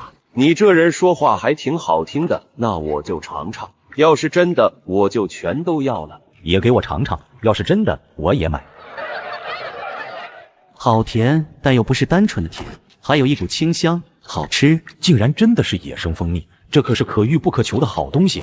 快给我来3斤，我要5斤。你们都走开，我刚刚说过，这些蜂蜜我全都包圆了，你们别跟我抢。大家别急，按先来后到的顺序，一个一个来。不到半个小时，蜂蜜就全都卖完了。没买到蜂蜜的中年人瞬间气炸了肺。小子，你存心的是不是？我都说你的蜂蜜我包圆了，你听不懂吗？不好意思啊，凡事总有个先来后到嘛。再说了，人那么多，我总不能只照顾你一个人吧？一句不好意思就完了，我可是包圆，跟那些零散户能一样吗？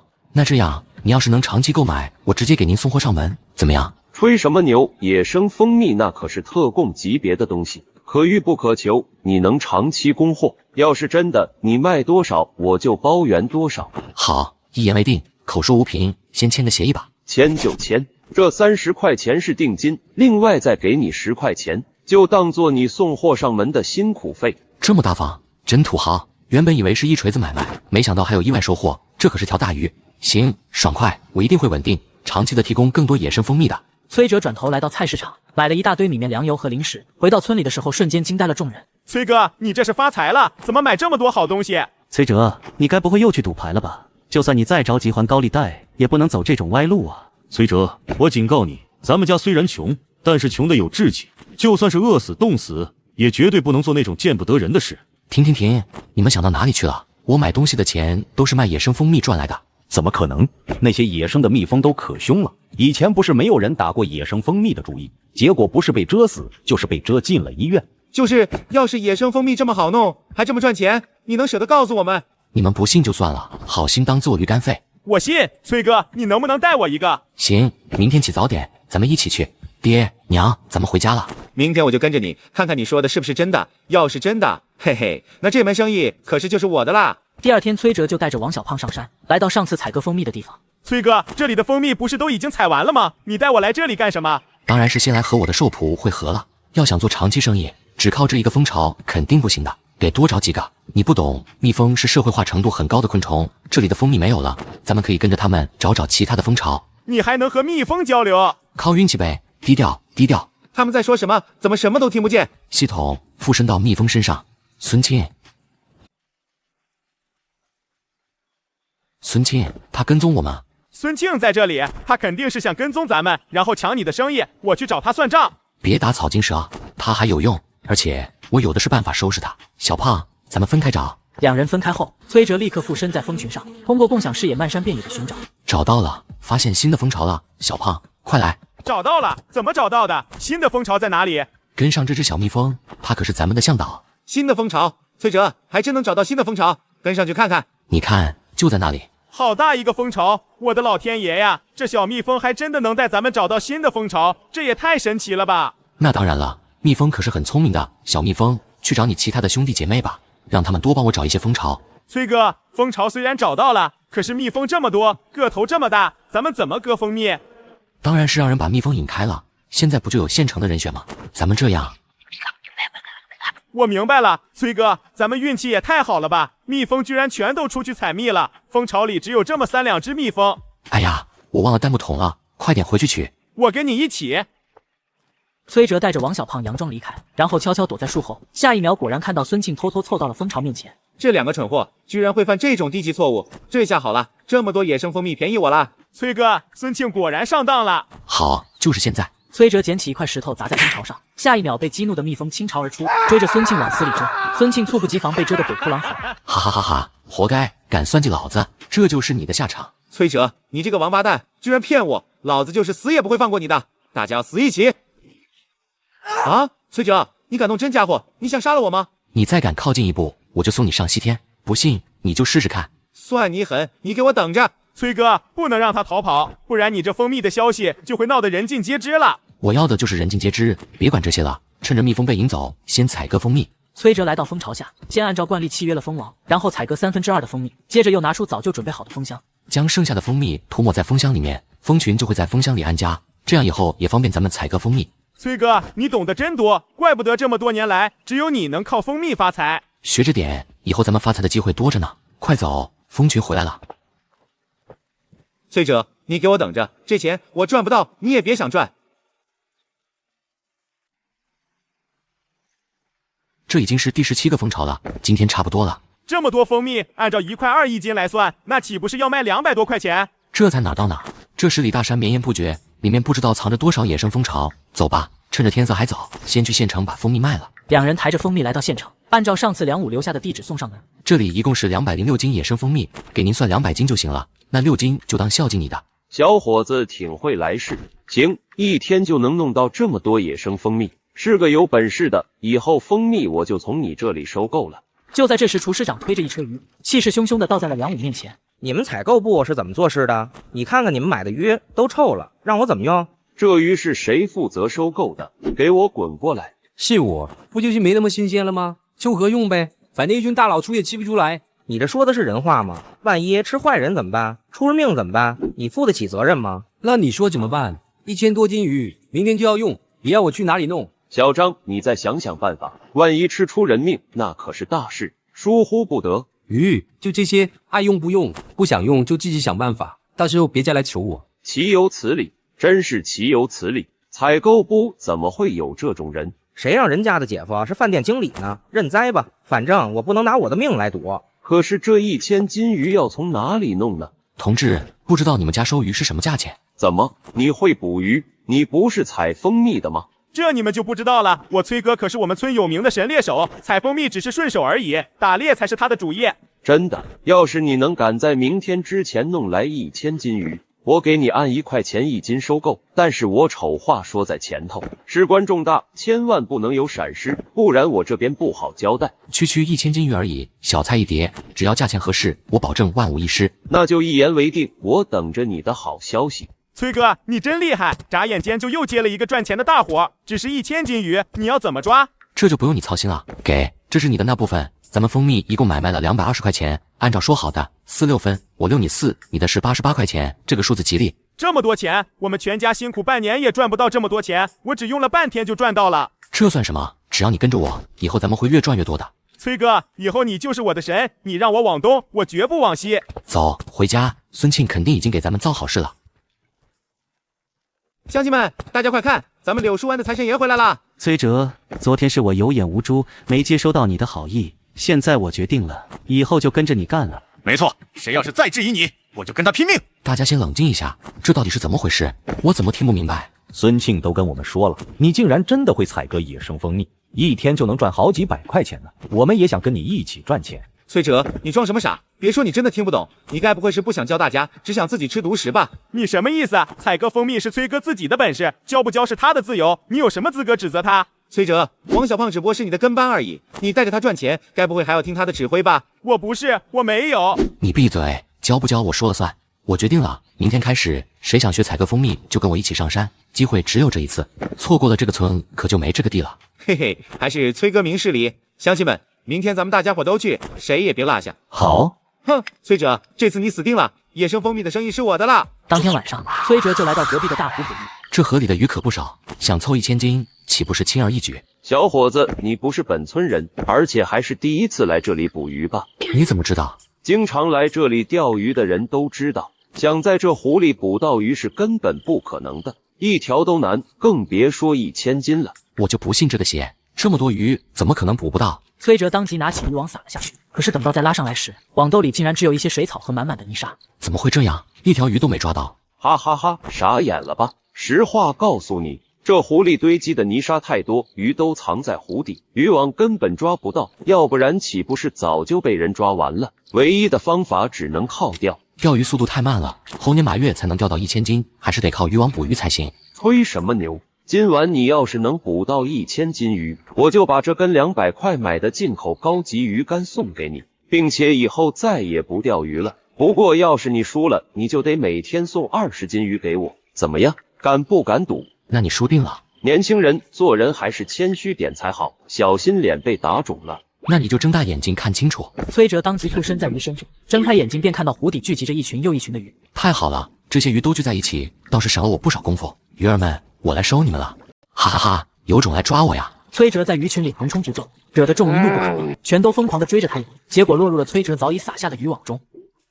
上钩了，好家伙，还挺沉。不会吧？真的捕到鱼了？骗人的吧？不信你就自己来试试看啊！试试就试试，说不定网兜里面都是泥土呢。可是等渔网收上来后，看着里面活蹦乱跳的鱼多到快要溢出来的样子，对方瞬间沉默了。我勒个去，这湖里还真能一下子捕到这么多鱼，这也太神了吧！那当然，也不看看我是谁，怎么样，服不服？服了，这次我是真的服了。我输的心服口服，这根钓竿就送给你了，以后我就基本告别钓鱼界了。那倒不用，君子不夺人所爱，就当咱们交个朋友好了，不打不相识嘛。你这小兄弟倒是有意思，那我就交你这个朋友。时间不早了，我先走了。你不问问我叫什么名字吗？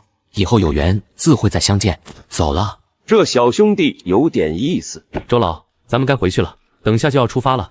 我知道了，走吧。另一边，崔哲拖着满满一车鱼，大清早就来到国营饭店。梁经理，我来给你送鱼了，1000斤，只多不少，你看看怎么样？这么多鱼，而且还是活鱼，一个晚上就弄到这么多鲜鱼，你到底是怎么做到的？没什么，猎人的基本手艺罢了。你先验验货吧。不用验了，这些鱼活蹦乱跳的，一看就知道错不了。后厨的来几个人，先把鱼拉过去。好家伙，这么多活鱼，小伙子，你是个有本事的。谢谢，你们满意就好。你先把鱼拿过去坐上，前面等着交货呢。一会儿他们就出发执行任务去了。行，你们慢慢聊。执行任务？难道是跟军队有关的？看来这梁经理的人脉还挺广啊。要是能发展成长期生意，甚至搭上这条线就更好了。哎呀，光顾着赶时间了，都忘了让他们先把鱼称重一下了。我这就叫他们先把鱼拉过去称重。不用那么麻烦，就按1000斤算就行，多的就当是我送的大头。小同志够爽快的，那我就不客气了，1000块你拿好。梁经理，刚才您说前面那些人执行任务要用到这些鱼，冒昧问一句，他们是军方的人吗？你猜的没错，不过具体情况不便透露，你也不要多问，也不要出去跟别人乱说。我明白，我只是好奇而已，以后要是还需要什么肉类，直接跟我说就行，我保证保质保量送货上门。是个懂事的，我记住你了，以后会优先照顾你的。你先把蜂蜜的供应保证了再说吧。明白，看来野生蜂蜜的供应一事是个初步考察，那我一定要把这件事做好，规模也要扩大。在此之前，要先把那些图谋不轨的人彻底收拾掉。崔哲回村后，就带着报名的村民上山采割蜂蜜。村长，您都看到了吧？这些人都不听您的命令了，现在他们眼里只有崔哲。哼，不把我放在眼里，那他们就都别想再回来。狗帮的人联系好了吗？都说好了，他们马上就过来，保证让崔哲他们有来无回。孙庆话音刚落，远处就传来一阵疯狂的狗吠声。说曹操到，狗帮的人来了。崔哲那个孙子在哪里？他已经先带乡亲们上山采割蜂蜜了。这是我们柳树湾的村长，等下你们记得要听他指挥。听个屁！你们搞清楚自己的身份，你们只是个带路的，别想骑到老子头上。等下我要弄死崔哲那个狗东西，你们别碍事。你这人怎么……随便你们怎么做，我只要结果。只要能除掉崔哲，野生蜂蜜的生意收益，咱们3期开，皆大欢喜。那好说，你们前面带路吧。哎呦，我的腿好痛啊，可能是伤势又复发了。孙庆，你给他们带路吧，这可是人命关天的大事，老子是疯了才会跟你们一起去。那村长，你赶紧回去休息吧。那就麻烦你了，我先回去养伤了。你们跟我来，这边走。孙庆带着一行人上山，等他们离开后，柳如月才全身颤抖地从树上下来。没想到叔叔他竟然想害老公，不行，我要去找人来救老公。柳如月一路小跑来到民兵队，一张嘴就差点哭出声来。救命！救命啊！同志，你怎么了？发生什么事了？不是我，是我老公。村长他们带着狗帮的人追到山上去了，想要害死我老公，抢咱们村的蜂蜜生意。什么？欺负人欺负咱们头上来了？这不是打咱们民兵队的脸吗？所有人集合。他们在哪里？你前面带路。我不知道，我只知道在山上。那也行吧，先上山去找人，出发。与此同时，崔哲带着村民们又找到了几个新的蜂巢，正热火朝天的采割蜂蜜和铸造新的蜂箱。没想到山里有这么多蜂巢，这么多蜂蜜，这下是真的要发了。这都多亏了崔哲，要不是他，咱们也不知道怎么采割蜂蜜，说不定早就被蜜蜂蛰死了。崔哲简直就是咱们的财神，我们家以后能不能吃饱饭就靠你了。下次选村长的时候，我们全家都投你的票。对，我们家也选你，你就是咱们的新村长。想当村长，你还是去黄泉下面去当吧。什么人？你爷爷我，怎么样？没想到吧？有本事就出来，真刀真枪的干，藏头露尾的算什么本事？大哥，别跟他们废话，直接干掉就完事了。孙庆，是你带狗帮的人来的，你这个叛徒！是又怎么样？你害得我差点被蜜蜂蛰死，这个仇我必须报。就凭这些蠢狗笨驴也想对付我？我知道你厉害，不过我们狗帮也不是吃素的，你敢断我们的财路，那就别怪我心狠手辣了。没错，就算你能跑得了，你身后这些人能跑得了吗？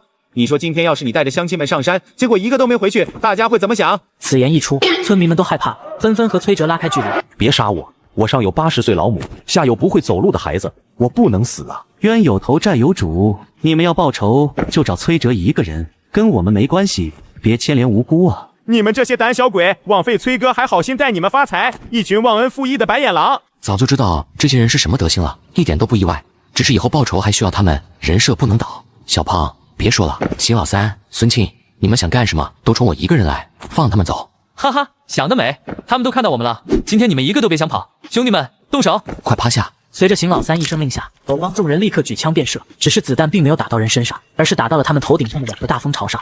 准头这么差，也好意思说自己是打猎的？平时打猎都是瞎猫碰到死老鼠吧？不好，他们这是借刀杀人，想让咱们被蜜蜂蛰死，这样以后即便被发现了，他们也不用背上杀人的罪名。哈哈，算你聪明，子弹你可以躲，现在我倒是要看看这蜜蜂你们怎么躲。邢老三说完便带着狗帮众人躲进了刚刚找好的树洞里，而崔哲这边的人则成了蜜蜂的攻击目标。救命啊！我还不想死。崔哲，你快想想办法救救我们啊！都闭嘴，所有人都留在原地，冷静下来，听我指挥，我保你们没事。系统契约这2个蜂群的蜂王。叮，契约蜂王成功，受捕数量+2。蜜蜂过来了，崔哥，你有什么办法？赶紧说啊，不然就要来不及了。哈哈，你们这些蠢货，还真信他的鬼话？这么多蜜蜂，就算你们侥幸没被蛰死，也逃不过我们这么多枪。你们就别挣扎了，乖乖等死吧。那就睁大你们的狗眼看好了，死的究竟是谁？说完，崔哲就开启附身模式，同时附身到2只蜂王身上，以蜂王的名义对蜂群下令：本王的子民们，全部集中目标，跟我一起全力攻击树洞里的敌人。与此同时，崔哲掏出枪，连续开枪射击，把树洞的树干部分打成了筛子。蜂群顺着这些窟窿往里冲，很快里面就响起了一片鬼哭狼嚎声。救命啊！我受不了了，我要出去！滚开，别挡路！我的屁股，我的脸，痛死我了！你们这些该死的蜜蜂！哈哈，崔哥你快看，他们的脸被蛰得跟猪头一样，太好笑了！这就叫多行不义必自毙。邢老三，以后那就改名叫猪头三吧，这名字跟你的智商更配。崔哲，你敢嘲笑老子？真当老子手里的家伙是吃素的吗？你以为就你有枪，谁先开枪我就射谁。兄弟们别怕，他就一杆枪而已，咱们一起开枪，就不信弄死这些狗东西。狗帮众人立刻举枪瞄准。就在这千钧一发之际，一个熟悉的声音在不远处响起：老公，你在哪里？是如月，老婆，我在这里，你别过来，这里有狗帮的人，他们有狗也有枪。找到了，在这边，跟我来。柳如月带着民兵队闻声赶来，看到现场的情况，民兵队迅速将所有人都围了起来。所有人放下武器，否则别怪我们不客气了。老公，你没事吧？有没有哪里受伤？我没事，我没受伤，多亏老婆你来得及时，他们还没来得及动手呢。吓死我了，队长，这些人是坏蛋，他们想杀我老公，你快把他们抓起来。臭婆娘，你胡说什么？我们只是打猎路过这里而已，你可别血口喷人，小心我告你诽谤。我们这么多人都看到了，我们可以作证，你就是想要杀我，而且还想杀了大家灭口。没错，我可以作证，他们就是杀人犯。队长，你快把他们抓起来吧。有什么话跟我们回去慢慢说吧，都带走。糟了，事情败露了，我得赶紧回去找村长商量对策。趁着没人注意到自己，孙庆赶紧偷偷爬上岸，蹑手蹑脚地往山下跑。不对，怎么感觉少了一个人？孙庆那个叛徒呢？可能趁乱跑了吧。我带人去把他追回来。这个叛徒竟然连自己村里的乡亲们都出卖，我饶不了他。不用，顺长线才能钓大鱼嘛，别管他了，先把蜂蜜采割回去。另一边，孙庆慌慌张张地下了山，立刻便去找柳建明通风报信。村长，不好了，狗帮的人被民兵队抓走了。什么？这群废物，成事不足败事有余。村长，您快想想办法，要是狗帮的人把咱们供出来怎么办？说吧，谁指使你们来村里行凶的？哼，别以为你让人抓到我们就能够在我面前嚣张了。我告诉你，赶紧把我们放了，否则我让你们柳树湾吃不了兜着走。你吹什么牛？你当你是太阳呢？离了你地球还不转了？不对，邢老三这么笃定，难道他们还有后手？队长，不好了，石阁村的村长带着人来闹事了，他们要求我们必须马上放了狗帮的人。什么？这不是骑在我们民兵队头上拉屎吗？可是民兵队长话还没说完，石阁村的人就气势汹汹地冲了进来。站住！你们不许进去！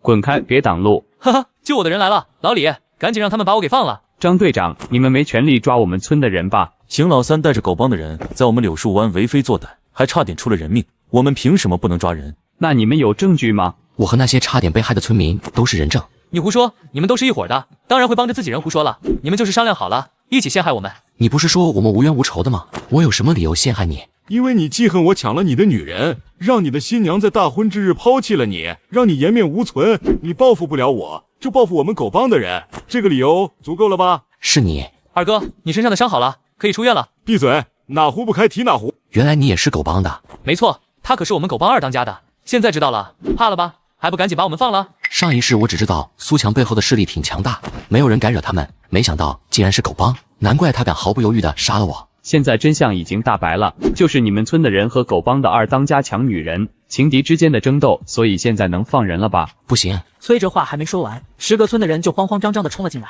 村长，不好了，老赵家的二毛被狼叼走了，你快让狗帮的人帮忙救人吧。什么？苏二当家，求求您了，人命关天，帮忙吧。老李，你也看到了，不是我们不帮忙，实在是我们的人都被扣在这里，我就是想帮也帮不了啊。还愣着干什么？还不赶紧把人放了？这么巧，谁知道是不是你们故意做的局？人命关天，要是二毛有个三长两短，你们负得起责吗？我今天就把话放在这里，要么放了狗帮的人，我们去打狼救人，否则就等着给二毛收尸吧。你这是在威胁我，我崔哲从不接受任何威胁。你就非得把事情做绝吗？崔哲，这就是你的不对了，人命大过天，你怎么因为自己的私人恩怨就阻拦狗帮救人呢？万一人家孩子死了，你能负得起责吗？大兄弟，我求求你了，你就放了狗帮的人，让他们去救救我儿子吧。我儿子才5岁，他不能死。你说吧，你想要多少钱？我就算是砸锅卖铁，倾家荡产也给你凑上，只要能救回我儿子，你让我做什么我都愿意。好啊，你们这是想道德绑架我，逼我低头是吧？虽然明知道对方的意图，可是看着二毛的爸妈满脸绝望的哀求，他还是忍不住心软了。好，我帮你们救人。呵呵，任你装得如何强硬，到头来还不是要照着我们的话乖乖放人？想跟我们狗帮斗，你还嫩点儿。哈哈，还是二哥厉害。喂，你们都聋了吗？没听到他说什么？赶紧把老子放了！真的要放人？他们可是差点把咱们村那么多人都给害了，就这么放他们回去，你咽得下这口气？谁说要放他们回去了？人我可以救。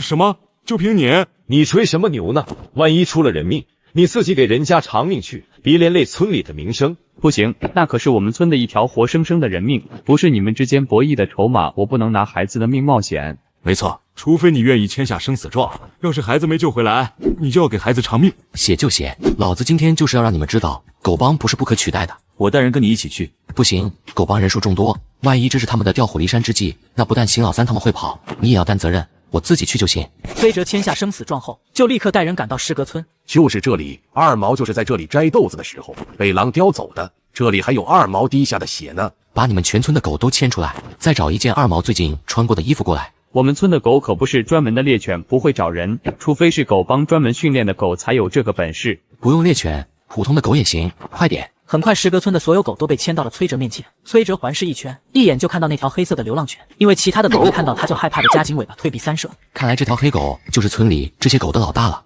只要收服它，就能指挥其他狗了。系统契约诗歌村所有狗。丁，契约流浪犬成功，受仆数量加17。大黑，闻一闻这件衣服上的气息，然后带我去找衣服的主人。在大黑的带领下，所有狗都乖顺的过来嗅了嗅衣服上的味道，然后全都朝着后山跑去。跟上。真的假的？靠这些傻狗真能找到二毛吗？村长，万一崔哲真的能把二毛救回来，那狗帮交代咱们的事儿可怎么办啊？崔哲他再能干，也不过是一个人而已，能顶什么事？他哪里能斗得过狗帮这样的庞然大物？况且他也未必就能真的把二毛救回来。村长英明，跟上去看看，要是他能死在山里，那就更好了。另一边，崔哲跟着狗狗们爬到半山时，狗狗们突然都停了下来，无论他怎么催促驱导，都不肯再走。怎么回事？怎么突然停下了？可能是狗狗闻到附近有野兽的气味，吓得不敢往前走了吧？看这里有血，大黑，过来闻一下，是不是二毛的？大黑走过来闻了闻，然后便发出了几声吠叫。看来我猜的没错，这是二毛的血，而且血量突然增多，看来这里离狼窝的距离不远了。否则叼走二毛的狼不会突然下这么大的力气，毕竟猎物如果死得太早，等回到老巢就不新鲜了。小兄弟，你可一定要救救我儿子啊！我求求你了。你求他有什么用？没看到这些傻狗都不肯再往前走了吗？除非他能自己闻着二毛的气息继续找，否则你儿子死定了。要我说，就怪崔哲，要不是你逞强，我们早就把狗帮的人请回来救二毛了。二毛要是死了，那就是你罪魁祸首。闭嘴！系统，我要附身在大黑身上。丁，附身模式已开启。下一秒，崔哲就附身在大黑身上，利用大黑敏锐的嗅觉，继续循着二毛的气息飞速前进。可是跑了没多久，就遇到了一条小河，大黑不得不停了下来。这里怎么还有条河？气息都被河水中断了。这下完蛋了，狗闻不到二毛的气息。按照刚刚二毛的那个出血量，他坚持不了多久了。再不找到二毛，他就死定了。我的儿子啊，是爹害了你啊！不怪你，都怪崔哲。要不是死活不肯放了狗帮的人，你儿子肯定能得救的。毕竟狗帮的人对这山里最熟悉，知道那些狼窝在哪里，一个一个找过去，也比停在这里束手无策的好啊。一个一个的找，等找过去，二毛的头七都过了。那你有更好的办法吗？有本事拿出来，让我们瞧瞧啊！没有的话，你就是害死二毛的罪魁祸首。那你就睁大狗眼看好了。系统，把麻雀都放出去，开启附身模式。丁，受捕麻雀已从空间中取出，附身模式已开启。下一秒，崔哲就附身在麻雀身上，视线瞬间升到半空中，整座山林的情况都收入眼底。很快，他就看到附近的巨石背后，一群饿狼正围着一个5岁小男孩。找到了，跟我来。真的假的？闭眼想一下就知道了，故弄玄虚的吧？跟上去看看他葫芦里到底卖的什么药。很快，崔哲就看到了那块巨石，连忙带着狗狗们停了下来，躲在巨石后面。怎么不走了？闭嘴！狼群就在巨石后面，不要打草惊蛇。那狼群可不小，不能莽撞的直接冲，必须想个万全之策。想个屁！等你想好，二毛都进了饿狼的肚子了。儿子别怕，爸爸来救你。二毛父亲看着儿子被饿狼围着，瞬间就怒火冲了出去。狼群顿时被激怒，全都虎视眈眈的看了过来。这个蠢货，这不是千里送人头吗？你想死，别带着大家一起。狼群发现我们了，崔哲，你快想想办法啊！我还不想死啊！系统，狼群里面应该有狼王吧？找出来，契约狼王。丁，契约狼王失败。系统话音还没落，狼群后方的一只独眼狼就猛地发出一声狼嚎，狼群瞬间全部暴动起来，立刻冲过来将众人团团包围，绿油油的眼睛虎视眈眈的盯着众人越走越近。救命啊！这些狼好像疯了！快跑啊！狼要吃人了！系统，这是怎么回事？狼群怎么突然暴动了？丁，检测到狼是具有智慧且攻击性极强的猛兽，狼王的智商尤其高。刚刚宿主试图契约狼王的行为，彻底激怒了狼王，所以遭到了狼王的报复。他娘的！那现在怎么办？你总不能眼睁睁看着我送死吧？丁，建议宿主想要契约受仆成功，最好先减弱契约目标的精神力，然后再趁人之危，此举可提高契约成功率。崔哲闻言二话不说，举枪便是，子弹像是不要钱一样射向狼王。虽然狼王身形敏捷，可也被打中了2枪。狼王再次被激怒，直接冲着崔哲冲了过来。你他娘的疯了！准头不行就别乱开枪。现在好了，狼王被激怒了，咱们死定了。滚！赶紧带着大家上树躲起来，不然死了别怪我。算你狠！所有人冷静一点，快往树上爬！四处逃窜的众人闻言立刻爬到树上，狼群失去了目标，当即便全都朝着唯一还在地上的崔哲冲了过来。狼王朝着崔哲冲过来，可他却丝毫都不躲闪。等到距离越来越近时，崔哲果断开枪。就是现在！系统，契约狼王。丁，契约狼王成功，受仆数量加1。狼王命令狼群停止攻击，配合我逃进山林里藏起来。听到狼王应答的声音，崔哲立刻开始疯狂射击。狼王当即做出恐惧的样子，发出一声吼叫，然后带着狼群转身就跑。站住，别跑，别追了，狼多势众，你就只有一个人，小心丢了小命。怕什么？老子可是专业猎人，还能怕一群畜生？你们留在这里等着。他娘的，连狼群都敢追，崔哲，我真的开始佩服你了。废话，不追的话，怎么把兽仆收进空间里？费了这么大劲儿才收服的兽仆，可不能就此放生啊！崔哲顺着与兽仆之间的联系，很快就找到了躲在山洞里的狼群。狼王第一时间走上前来，顺从的做出臣服的姿态。你做得很好，把叼走小孩的那条狼找出来。那条不守规矩的狼已经在刚才的对战中被主人打死了。那就算了，都给我听好了，既然成了我的兽仆，那以后除非有我的命令，否则绝不允许任何狼擅自伤害人类。听到了吗？我要收的兽仆是狼，不是白眼狼，明白吗？我们也不想跟人类发生冲突，只是现在马上就要入冬了，山里的食物越来越难找，这才有狼忍耐不住，破坏规矩下山伤人。这倒是个问题。系统既然能让我契约兽仆，那总应该有饲养兽仆的功能吧？叮，恭喜宿主契约猛兽成功，等级晋升为2级，开启空间牧场，初始牧场面积为100亩，宿主可以在牧场饲养家禽走兽，可以自用，也可以用于饲养兽仆。还真有这种好事，那岂不是说以后我有吃不完的肉了？这个你们放心，跟着我，保证让你们里能吃饱。这怎么可能？据我所知，一到冬天，人类也会面临饥饿与寒冷的困境。不信的话，就跟我来。系统进入空间。崔哲带着狼群进入系统空间，进入眼帘的就是100亩大小的大草原。100亩大的草原，这能养多少牲畜啊？别说养一群狼了，就算是养大半个村子的人都够了。怎么样，狼王？这下不用担心跟着我没东西吃了吧？是只为主人效忠。走，先带我去找跟你们不对付的狼群，先试试战斗力。毕竟做我的兽仆可不能是吃干饭的，顺便也得拉几匹狼回去交差，不然我这神猎手的名号就要颜面扫地了。是。出了系统空间后，狼王带着崔哲来到深山处的一个山洞附近。主人，那个山洞里的狼群是我们的仇人，这个山洞原本是我们的，可是去年冬天的时候被他们抢走了。听起来是个狠角色，那就选他们了。你带着你的族群在附近挖坑，要2米深才行。趁着狼群挖坑的时候，崔哲砍了不少竹子，又用柴刀劈成尖刺形状，装在挖好的坑洞里。好了，陷阱做好了，现在所有人，不是所有狼都准备发动攻击，把对方狼群引诱到陷阱里来。好了，狼王开始进攻。随着狼王一声嚎叫，狼群瞬间冲向山洞。很快，山洞里的狼群也察觉到危险，一只头顶着一撮白毛的狼带头冲出山洞，朝着狼王这边凶狠地冲了过来。双方立刻战成一团。狼王撤退，不要恋战，把他们引到陷阱这边来。可是白毛狼首领追到一半，似乎是察觉到了危险，竟然突然放慢了脚步。不愧是狼首领，警惕性还挺高，看来我得给他加一把火了。崔哲当即开枪射向狼首领，狼首领瞬间被激怒，带头朝着崔哲这边冲了过来，接着就纷纷掉进了陷阱里。不用嚎了，我知道你们大仇得报，很兴奋。1、2、3、11、12，整整12头狼，这最起码也得70、80斤肉，这下发了。只是可惜皮毛都被扎破了，价格可能高不了。不过这么多狼还是血淋胡茬的模样，看起来倒是更吓人，威慑力也是杠杠的，能震慑不少找麻烦的人。你们先回空间里去吧，没有我的允许，不许吃空间里的同事。随后，崔哲砍了几根竹子，用绳子扎成简易的竹排，拖着12头狼下山和士革村的人会合。这天都快黑了，怎么还不回来？村长，别等了，那就是个傻子，一个人追一群狼，恐怕现在早就被撕成碎片了。闭嘴！崔哲那小伙子好歹救了咱们村的人，你怎么好意思幸灾乐祸呢？回来了，崔哲回来了。英雄，你终于回来了，多亏了你。你身后拖着的是什么？眼神不好，看不到吗？当然是狼了。你竟然真的把那一整个狼群都宰了？那当然了，男子汉大丈夫，一口唾沫一个钉，说宰了他们就宰了他们，一匹也不能少。不信的话，你们数一数。不用了，神猎手，你就是传说中的神猎手啊！英雄，谢谢你，我家二毛已经救回了。医生说，要是再晚一会儿就来不及了。谢谢你。这不算什么，多余的话就别说了，我要回去了。柳树湾还有人等着我呢。可是等崔哲回到柳树湾，却接到了一个噩耗。你说什么？邢老三死了？对不起，我们就是换了个班的时间，邢老三的狗就突然发狂，把他给咬死了。这种鬼话你也信？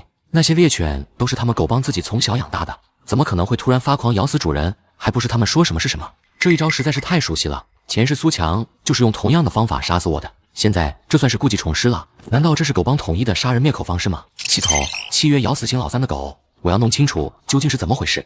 叮，契约失败，检测到咬死邢老三的狗另有主人，宿主无法契约有主之物。果然是你搞的鬼。崔哲，我知道你很生气，但是这事儿算起来还是我们狗帮吃亏。不如这样吧，我们不追究你的责任，你也别再追究邢老三的事情，咱们就此两清了，怎么样？追究我的什么责任？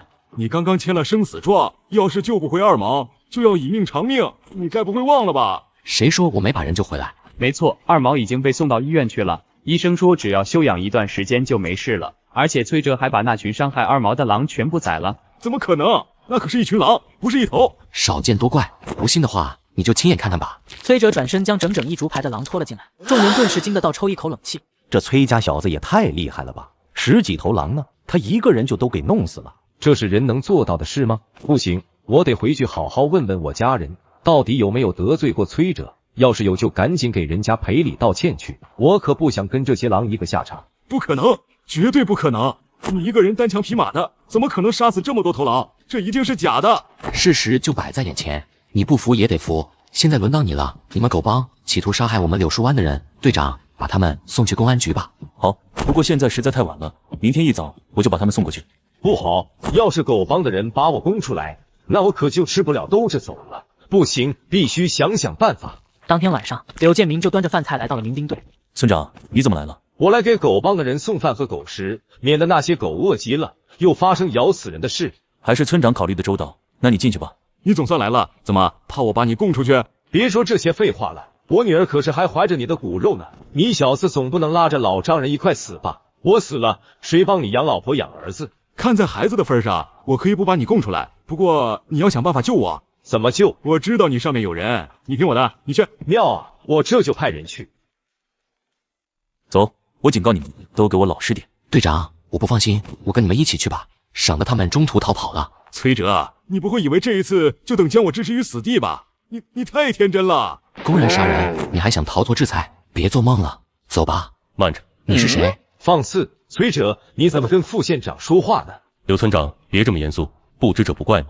副县长，你是来救狗帮的人的？当然不是，其实我是有事相求的。最近好多山村都遭遇了野兽的袭击，不少人家里养的牲畜都损失惨重，甚至有的地方还出了人命，所以急需狗帮这样大型的猎人组织帮忙猎杀这些野兽。为人民服务，我们狗帮自然是愿意的，只是恐怕这位崔哲同志不肯放过我们啊。猎杀野兽的事，我也可以帮忙。你别吹牛了，这么多村子遭灾，你一个人忙得过来了？崔同志，求求你帮帮忙吧！再这样下去，我们村子的猪牛羊都被狼咬死了。我们村的玉米地也是，都要被野猪霍霍完了。求求你，别再拦着狗帮的人帮忙了。你都听到了吧？事关数万百姓的安全。小崔同志，你应该不会见死不救吧？你们这是道德绑架我！猎杀野兽，你们可以去找其他狩猎队，又不是非狗帮不可。毕竟狗帮可是企图杀人的嫌犯。不少猎人都被野兽所伤，像狗帮这样人数众多的狩猎团队屈指可数，而且他们还有那么多专业的猎犬相助。况且你说的企图杀人，他们杀了谁？谁死了？有证据吗？虽然没有死人，但是他们的确想杀人。我和几个乡亲们亲眼所见，我们都是人证。你胡说！我们狗帮的人只是路过，和你起了冲突，而且跟你起冲突的人也已经意外去世了。人死债，小懂不懂？既然你们双方各执一词，那就把人证请来问问吧。可是出乎意料的是，那几个差点被狗帮害死的村民，现在竟然突然改口了。我那天被蜜蜂蛰晕过去了，后来发生了什么我就不知道了。那天我只顾着采割蜂蜜，没注意到为什么会打起来。不过狗帮的人的确没对我们开枪。你们怎么回事？那天明明不是这样的。既然真相已经水落石出，只是一场误会，那这件事就到底为止吧。苏二当家，麻烦你们立刻出发，去各个村里帮忙猎杀野兽。我知道了，崔哲，咱们后会有期了。兄弟们，我们走！哈哈。柳建明，是你在搞鬼对不对？饭可以乱吃，话可不能乱说。以后你最好谨言慎行一点，不然你连怎么死的都不知道。崔哥，对不起，我来晚了。为什么刚才不来作证？我爸爸把我关起来了。昨晚村长来我家，警告我不许多嘴，不然就要扣光我家的工分。我不愿意，可是我爸爸担心我们全家饿死，他们就把我关起来了。我也是，我们家6口人都等着吃饭呢，我不敢得罪村长。村长也找我了，怕上面有人，我惹不起。对不住我崔哲，看来想要报仇，必须得彻底扳倒柳家和他们的靠山，还有狗帮才行。在此之前，我先要做的就是先取代他们。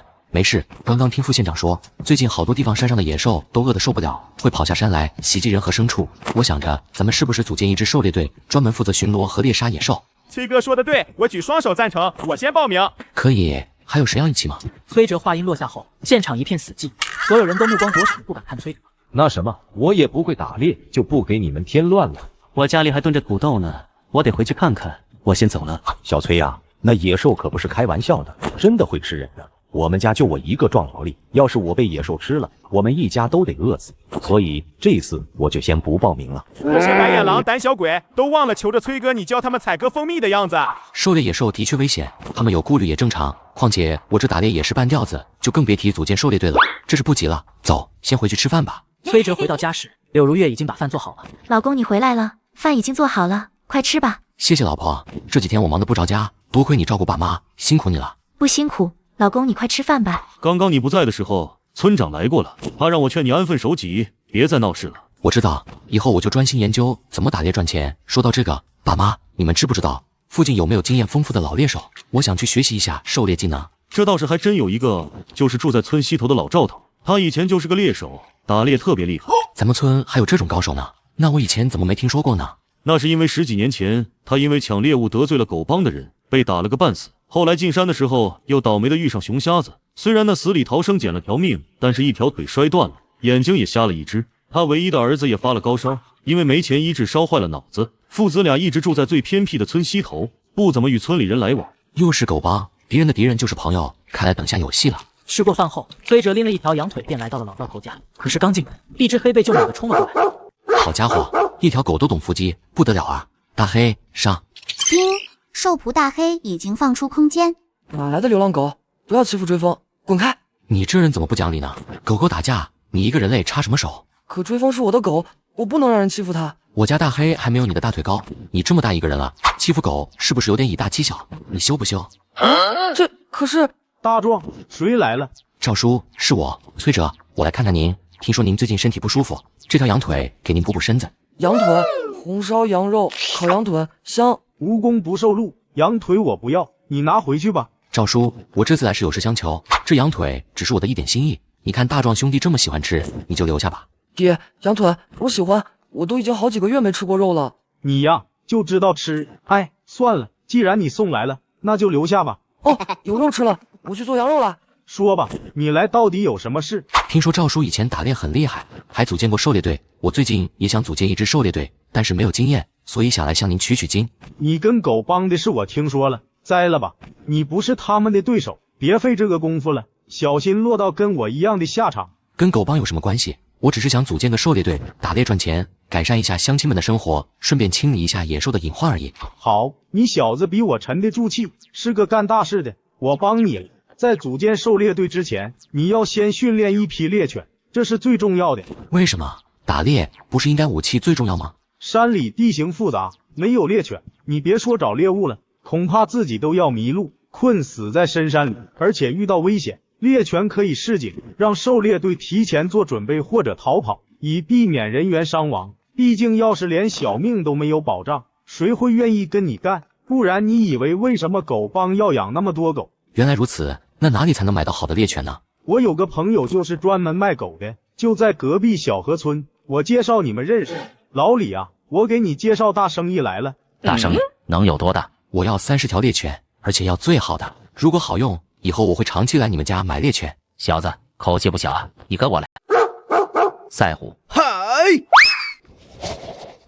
好敏捷的身手，好强的攻击力。这批猎犬是我手底下最优秀的猎犬。赛虎更是其中的佼佼者，其他猎犬都会服从他的命令。很好，这批猎犬我全都要了，你开个价吧。在我这里买狗，光有钱可不行。什么意思啊？老赵，你没跟他说我这里的规矩。来的匆忙，我忘记说了，小崔啊，来老李这里买狗，要是一般的猎犬也就算了，像赛虎这样优秀的猎犬，你必须得收服他，让他心甘情愿地认你为主，你才能带走他。原来如此，这好说，我可是绑定了受宠系统的。这不是正撞在枪口上了吗？崔哲拿起一块生肉，大步走到赛虎面前，一边喂肉一边伸手去摸赛虎的头。赛虎，跟我回家吧。你当赛虎是你们家的看家狗呢？用一块肉就能勾走？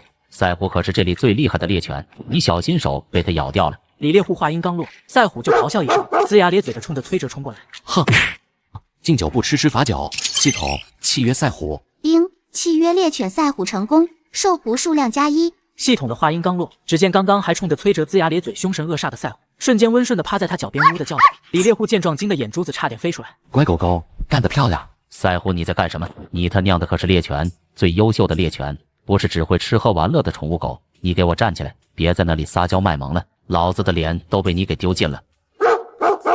哎呀，小畜生，你敢冲我呲牙，我揍不死你！慢着，赛虎，回来！李叔，赛虎已经是我的狗了，除了我，谁也不能再动它一根毫毛，包括你这个原主人在内。行啊，小子，有一手，我服了。按照咱们先前说好的，你驯服了赛虎，那它就卖给你了，100块钱不二价。这批猎犬也给你了，一共是20只，一只30块。你抢钱呢，老李？这就是你不厚道了。以前这种猎犬一条只要20块钱的，你这一下子给涨了一半，吃大户呢？你以为我把猎犬养到这么大容易吗？每一条猎犬每天至少都要吃掉1斤肉，1斤肉现在的市场价是6毛钱1斤，你算算，我这猎犬的成本价有多少？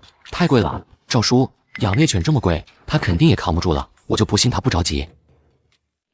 一条狗一天吃1斤肉，比村长吃的都好，我可养不起。别走啊！现在粮食紧张，人都吃不饱，更别说养狗了。我家这批猎犬可是方圆100里最后一批优秀猎犬了，想等下一批，至少也得后年夏天了，价格当然就要贵一点了。你要不是老赵带来的，我肯定舍不得把这批狗全卖给你。那也太贵了，小崔也不是外人，你再给便宜点。行，看在你的面子上，650，不能再少了。虽然贵了点，但是听他这么说，在后年之前，狗帮也别想买到优秀的猎犬。之前狗帮损失了那么多狗，实力大减。只要我在1年之内建立起自己的狗帮，那迟早能将他们打压下去，花再多钱也值得。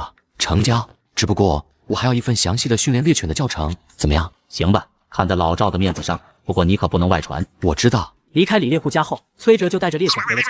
消息很快就在柳树湾传得沸沸扬扬。小崔啊，你怎么买了这么多狗？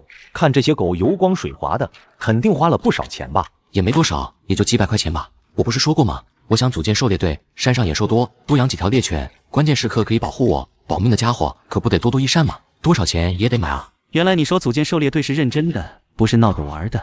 几百块钱，以前崔家穷的叮当响，现在几百块钱说拿就拿出来了。看来这打猎确实是挺……大白天的不去干活，都围在这里干什么呢？没听副县长说吗？有不少人都被野兽给吃了，你们还想去狩猎？我的不耐烦了吗？可是崔哲有那么多猎犬呢，就算不小心遇上野兽，也应该能来得及逃跑吧？闭嘴，都回田里干活去，不然就把你们的工分都扣光，你们就等着喝西北风去吧。还有你，崔哲，你再在这里妖言惑众，你们家的工分也别想要了。好吧，村长说的对，打猎有风险，大家还是去干活吧，我先回家了。可是人就是这样，崔哲越是这样云淡风轻，村民们越笃定打猎赚钱，越发坚定了要跟着他干的决心。扣工分就扣工分，大不了我跟着崔哥打猎去，总之不会饿死的。我今晚就回去跟家人商量。我看你们谁站住，都给我回来！崔哲，都怪你，居然还学会欲擒故纵了！你给我等着，要是这狩猎队能让你组建成，老子跟你姓！当天晚上夜深人静之时，突然有2条黑影翻墙进了崔哲家。嘘，小声点！听说这家养了很多狗，怕什么？带厉害的狗，闻到咱们的药粉也会立刻变成傻狗的，你就放心大胆的干吧。行了，差不多了，一声狗叫都没听到，那些狗肯定都晕了。把麻袋拿出来，动手吧。2个偷狗贼蹑手蹑脚的摸进狗窝里，可摸了半天连狗爪子都没摸到。怎么回事？我怎么一条狗都没看到？狗呢？不是说有20多条大肥狗吗？你们是在找他们吗？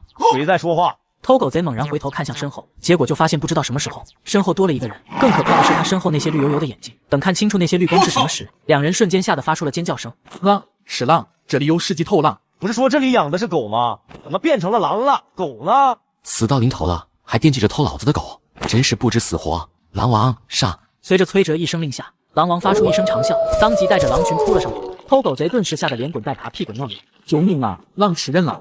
救救我！我还不想死啊！我错了，我真的知道错了。大哥大爷，求求你饶我一命吧，我再也不敢了啊！我的腿别咬了。说是谁让你们来我家偷狗的？我不知道。嘴还挺硬。狼王上！这次不用口下留情了，就当给你们加餐。不要啊！别要我说的都是真的。我只是听人说这里有人养了20多条大肥狗，我们也是实在是饿极了，才会想来偷狗的。看来对方还挺谨慎。偷狗是为了阻止我建狩猎队吧？就在这时，村民们听到动静，纷纷赶来查看。偷狗贼见状，连忙大声呼救：“救命啊！这里有狼！狼要吃人了！救命啊！”什么狼？崔家怎么会有狼？肯定又是崔哲干的好事。崔哲，你给我滚出来！狼王，回去吧。崔哲将狼群收入空间，然后又将猎犬们从空间里放出来。本来是想让猎犬和狼群对战一次，锻炼彼此的野生能力，没想到竟然误打误撞抓到了偷狗贼。崔哲，你给我滚出来！大半夜的，吼什么吼？崔哲，你居然在家里养狼，你这是想害死咱们村的所有人吧？谁说我养狼了？你们有证据吗？我看到了，他家院子里有10几头狼，还差点把我们俩吃了。听到了没有？昨天老周家的羊被狼吃掉了，我们还觉得奇怪呢。狼群下山怎么会没人发现？原来是有内鬼啊！你私自在家里养狼，导致乡亲们的家畜被吃掉，你必须赔钱。你这是栽赃陷害上瘾了？我家里哪来的狼？这2个人亲眼看见的，你还想抵赖？没错，我看见了，他家里有狼。对，好多狼，那些狼还想吃我们。大家都听到了吧？崔哲，你还有什么好说的？你信2个偷狗贼的话，你该不会跟他们是一伙的吧？我还说乡亲们的家畜是被山上下来的狼吃掉的，这都得怪你啊！村长，我早就说要组建狩猎队，是你死活不肯，我不得不怀疑监守自盗的人是你。你胡说，别扯开话题。你说你没有养狼，你敢不敢让我进去搜？你说搜就搜，当我是软柿子？你要不是心里有鬼，为什么不敢让我们搜？搜也不是不可以，不过不能白搜。如果没搜到，那村长不能再拦着我组建狩猎队，而且还要给我们提供猎枪，怎么样？可以，可要是搜到了，你不但要赔偿乡亲们3倍的损失，而且还要自己去治安大队自首。来人，给我搜！我给你们带路。就在这里，你们看。可是众人却只看到一群被关在笼子里的猎犬，那些猎犬十分乖顺，见到有人闯进来也没有乱叫。众人见状瞬间懵了，这就是你们说的狼？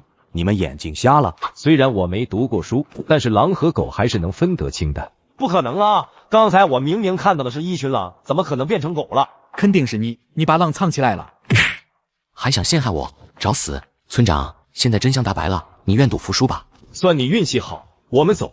慢着，我组建狩猎队和猎枪呢，你该不会要耍赖吧？那以后但凡村里有人家被野兽袭击了，损失都要由你来赔偿。村长，你还在犹豫什么？赶紧答应了吧，小崔也是为了咱们村子好啊！你总是横加阻挠，该不会真的心里有鬼吧？不就是狩猎队和猎枪吗？我同意了，明天就给你写批条。崔哲，你别得意的太早了，上山打猎那么危险，我看谁活腻了会加入你的狩猎队。呵呵，赛虎，咬他！赛虎当即狂吠一声，撞开笼子，呲着牙冲向孙庆。孙庆顿时吓得鬼哭狼嚎，连滚带爬。没什么好看的，都散了吧。崔哥，今天乡亲们的表现你也看到了，万一真的没人愿意加入狩猎队怎么办？有钱能使鬼推磨，放心吧，看到好处他们自然就会愿意了。明天你跟我进山打猎。第二天，崔哲便带着王小胖上了山，两人先挖好了陷阱，然后崔哲便将麻雀和猎犬都撒了出去。很快，麻雀就带来了好消息，前面有野鹿，这可是好东西。赛虎、大黑，去那边，快！有麻雀在前面带路，崔哲没跑一会儿就看到了一只成年野鹿，好大的野鹿，那鹿茸都有半人高了，这下发了。崔哥，你真厉害，你怎么知道这边有野鹿的？嘘，小声点，别打草惊蛇。赛虎、大黑，上！随着崔哲一声令下，赛虎和大黑分别从两边包抄，野鹿瞬间大惊失色，拔腿就跑。野鹿要跑了！哎呀，错了，咱们挖的陷阱在这边，他们跑到反方向去了。崔哥，你快开枪吧，不然来不及了。不行，野鹿的皮毛是他身上最值钱的东西之一，万一打破了就卖不上价了。最好还是用陷阱抓。可是赛虎和大黑又不是人，听不懂人话，咱们要怎么跟他们说，他们才能知道把野鹿往这边赶？我有办法，赛虎和大黑很通人性的，赛虎、大黑往这边赶。系统开启附身模式，我要附身在赛虎身上。叮，附身模式已开启，目标兽仆赛虎。下一秒，崔哲就附身在了赛虎身上，主动带着大黑把野鹿往陷阱的方向驱赶。没多久，野鹿就扑通一声掉进了陷阱里。抓到了，真的抓到了，还是活的。崔哥，你真牛，你是怎么做到的？我不是说了吗？赛虎和大黑很通人性的。难怪你舍得花那么多钱买猎犬，真的是太值了。村里好多人还说你是钱多烧的，我看他们才是没见识呢。你知道就好。好了，先解决了这头野鹿吧。野鹿被陷阱里的藤条束缚着，动弹不得。崔哲只用一枪就将它彻底解决了。子弹从眼睛射进去，可以最大限度的让皮毛完好无损。以后你打猎也要这样。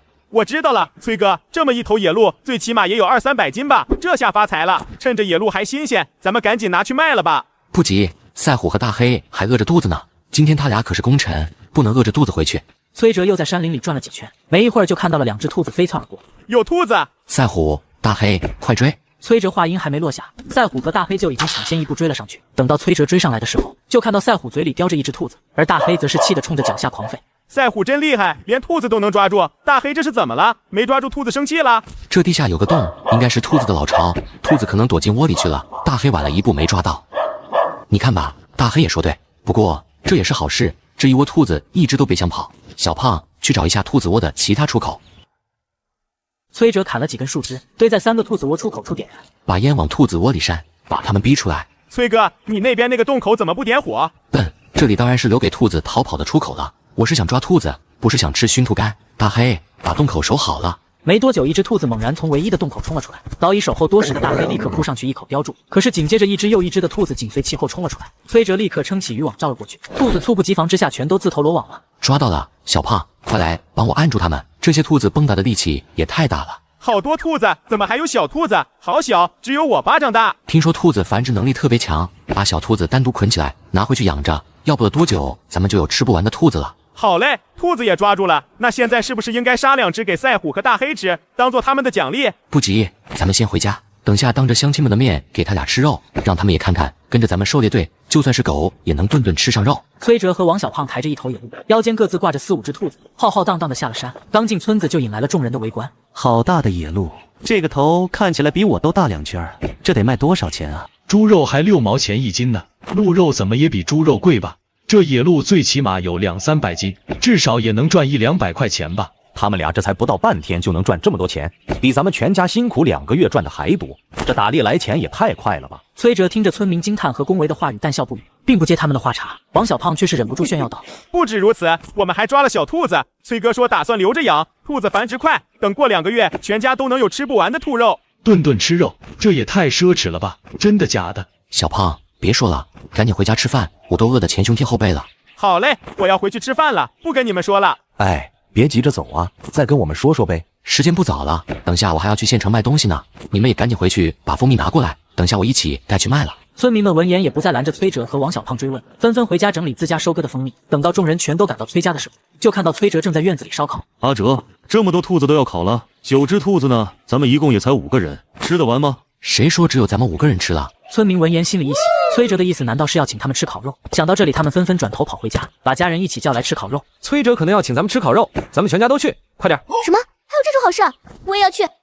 崔哲，给我来10串烤肉，不要辣椒。要饭的还得上菜了。现在乞丐上门讨饭都这么嚣张了吗？你骂谁是要饭的？你这人怎么这么没有礼貌？谁要饭我就骂谁。你自己闯进我家来，张口就要吃我的烤肉，还想让我对你有礼貌，你配吗？你这是故意针对我，明明是你自己说要请全村人吃烤肉的，你想出尔反尔？我什么时候说要请全村人吃烤肉了？我自己怎么不知道？大家都听到了，现在村子都传遍了。你们说是不是崔哲说要请大家吃烤肉的？这我倒是没听见崔哲说这句话，我只听到崔叔说担心烤肉吃不完。怎么可能会吃不完？没看到赛虎和大黑也在等着吃吗？我都怕不够吃呢。没事儿，我还串了羊肉串和猪肉串，不够吃我再去串。上次宰杀的野山羊还有半山肉呢。还是我老婆聪明，今天咱们就敞开肚皮吃个够。赛虎和大黑是功臣，给他们吃2只烤兔子。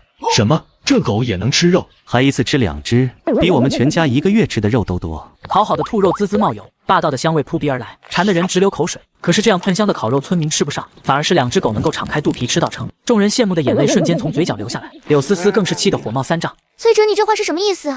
这么好的烤肉，你宁可给狗吃，都不肯给我吃，你这不是在故意羞辱我吗？我自己家的烤肉喂自己家的狗有什么问题吗？这也碍着你的事了。怎么，你要跟狗抢肉吃？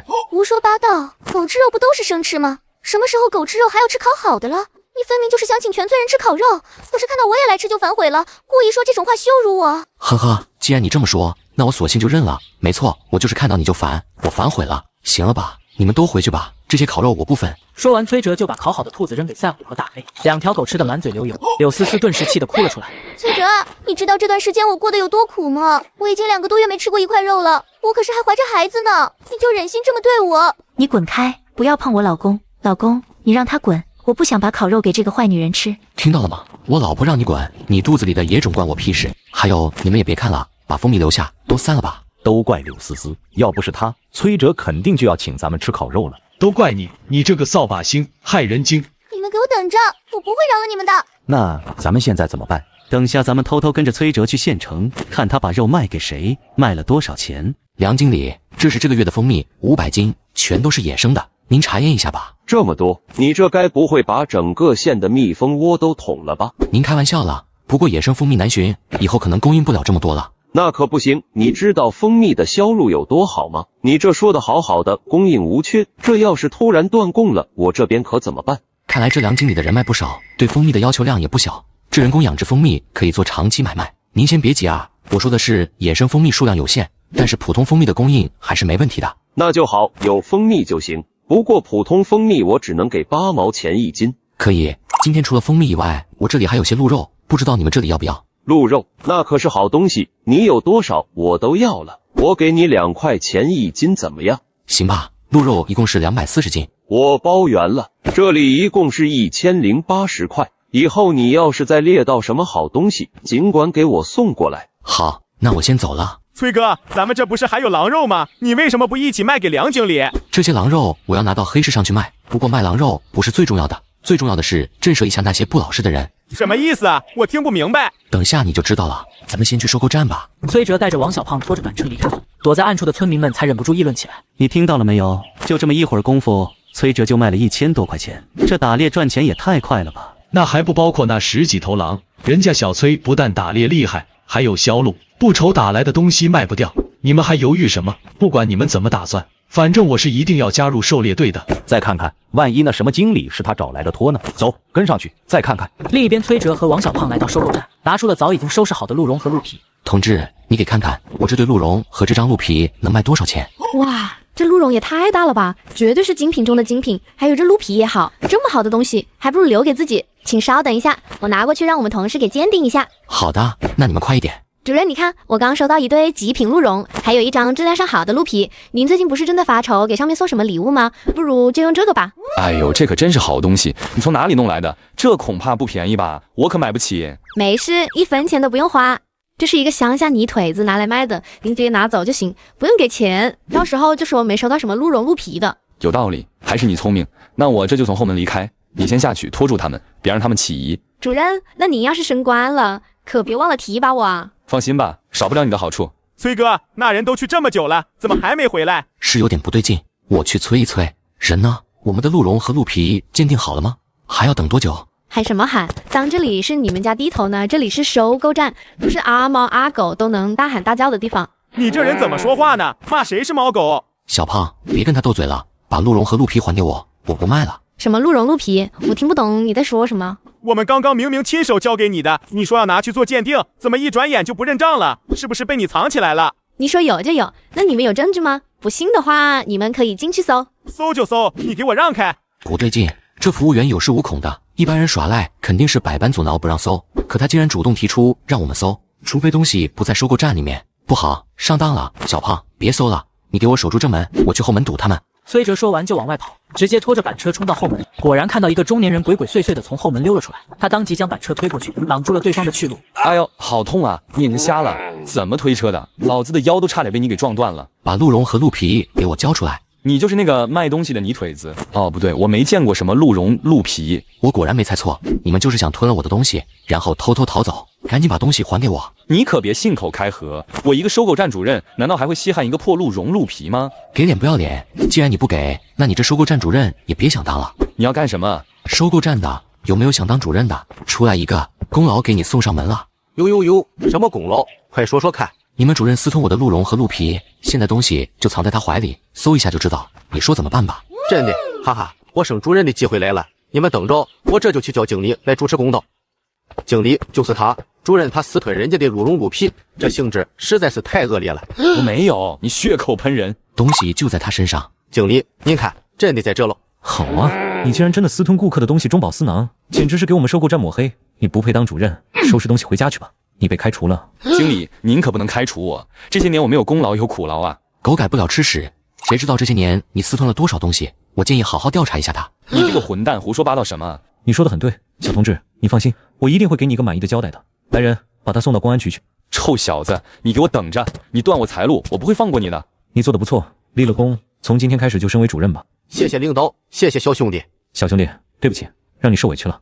走，回去，今天由我亲自为你做鉴定。滚出去！这里可不是你这种泥腿子能撒野的地方。对了，还有他和刚刚那个人是一伙的，而且他还看不起我们农民，真是岂有此理！你被开除了，立刻给我离开这里。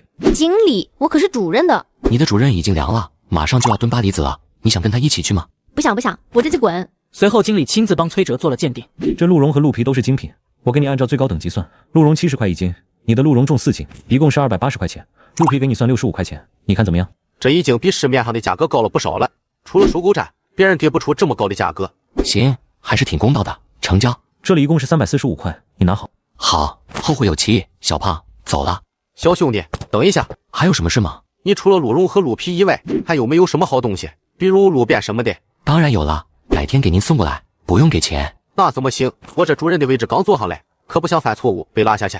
放心吧，就当是祝贺您升职的贺礼。有意思，那我就交你这个朋友了，以后有事尽管找我。不远处的村民看到两人勾肩搭背相谈甚欢，心里瞬间掀起了惊涛骇浪。看到没有，小崔跟收购站的主任关系那么好，还愁猎到的东西卖不掉吗？小崔这也太厉害了吧！那么大一个主任，他说废就给废了。我要加入狩猎队，以后我就跟着小崔。不是，崔哥干了，村长来了都不好使。我也是，走走走，赶紧回去做准备去。而另一边，崔哲来到黑市摆摊，结果还没开卖就被人给围住。就是你小子垄断了黑老大这边的猎物供应。你们要干什么？你说干什么？我们本来都已经说好了肉价要翻番，结果被你小子给搅黄了。你找死是不是？本来现在肉就紧张，大家1个月都买不到1斤，你们还想卖3块钱1斤，你们怎么不去抢？你管得着吗？我警告你，要么以后你的肉价也跟着一起涨，要么我就让你再也当不了猎户。崔哲气得握紧拳头，想起前世自己别人骗得倾家荡产，父亲被气死，母亲也病倒了，临终前就想吃一顿肉饺子，结果这群败类欺行霸市胡乱涨价，他根本就买不起，到最后也没能让母亲吃上一顿肉饺子。老子就是不涨，有我在，你们别想扰乱市场上的肉价。敬酒不吃吃罚酒，兄弟们给我上，我要让他再也不能出现在这里。臭小子，别以为你能打就了不起，我告诉你，我们有的是人。还敢威胁我，当老子是吓大的？黑哥，救命啊！有人在你的地盘上闹事，你还管不管了？崔哲，放开他们，不然就别怪我不客气了。听你这语气，想必是已经被他们说动了，想要狼狈为奸了吧？话别说的那么难听，能多赚钱的事，我为什么要反对呢？谁会嫌钱多？你也别固执了，否则我也保不了你。如果我就是不同意涨价呢？那我就只能把你赶出去了，以后不允许你在这里卖猎物。毕竟你一个人再怎么厉害，也不能跟所有猎户对抗吧？是吗？那你不妨先看看我今天要卖的猎物。崔哲一把掀开盖着板车的油布，露出12头完好无损的狼尸，霎时间众人都惊呆了。这么多狼，都是你一个人打的？那当然，我崔哥一共只用了不到2个小时，就打了这么多狼，怎么样？怕了吧？每头狼都是子弹射入眼睛打死的，狼皮都完好无损，无一例外，就像是这些狼乖乖的站在那里被打死的一样的，这也太恐怖了吧！不到2个小时，12头狼，我1个月也打不到2头狼，更别说同时遇到这么多狼。要是换了我，恐怕骨头都要被嚼碎了。他还是人吗？我们到底惹了一个什么样的杀神啊？没想到崔兄弟这么神勇，这些狼肉我全都收了，而且价格比市面上高2成，1块5一斤，怎么样？可以，不过先不急，先解决了他们。你们不是要弄死我吗？来啊！对不起，我们再也不敢了，求您饶了我们吧！滚！臭小子，敢断我们的财路，回去通知大家一起进山斩草除根。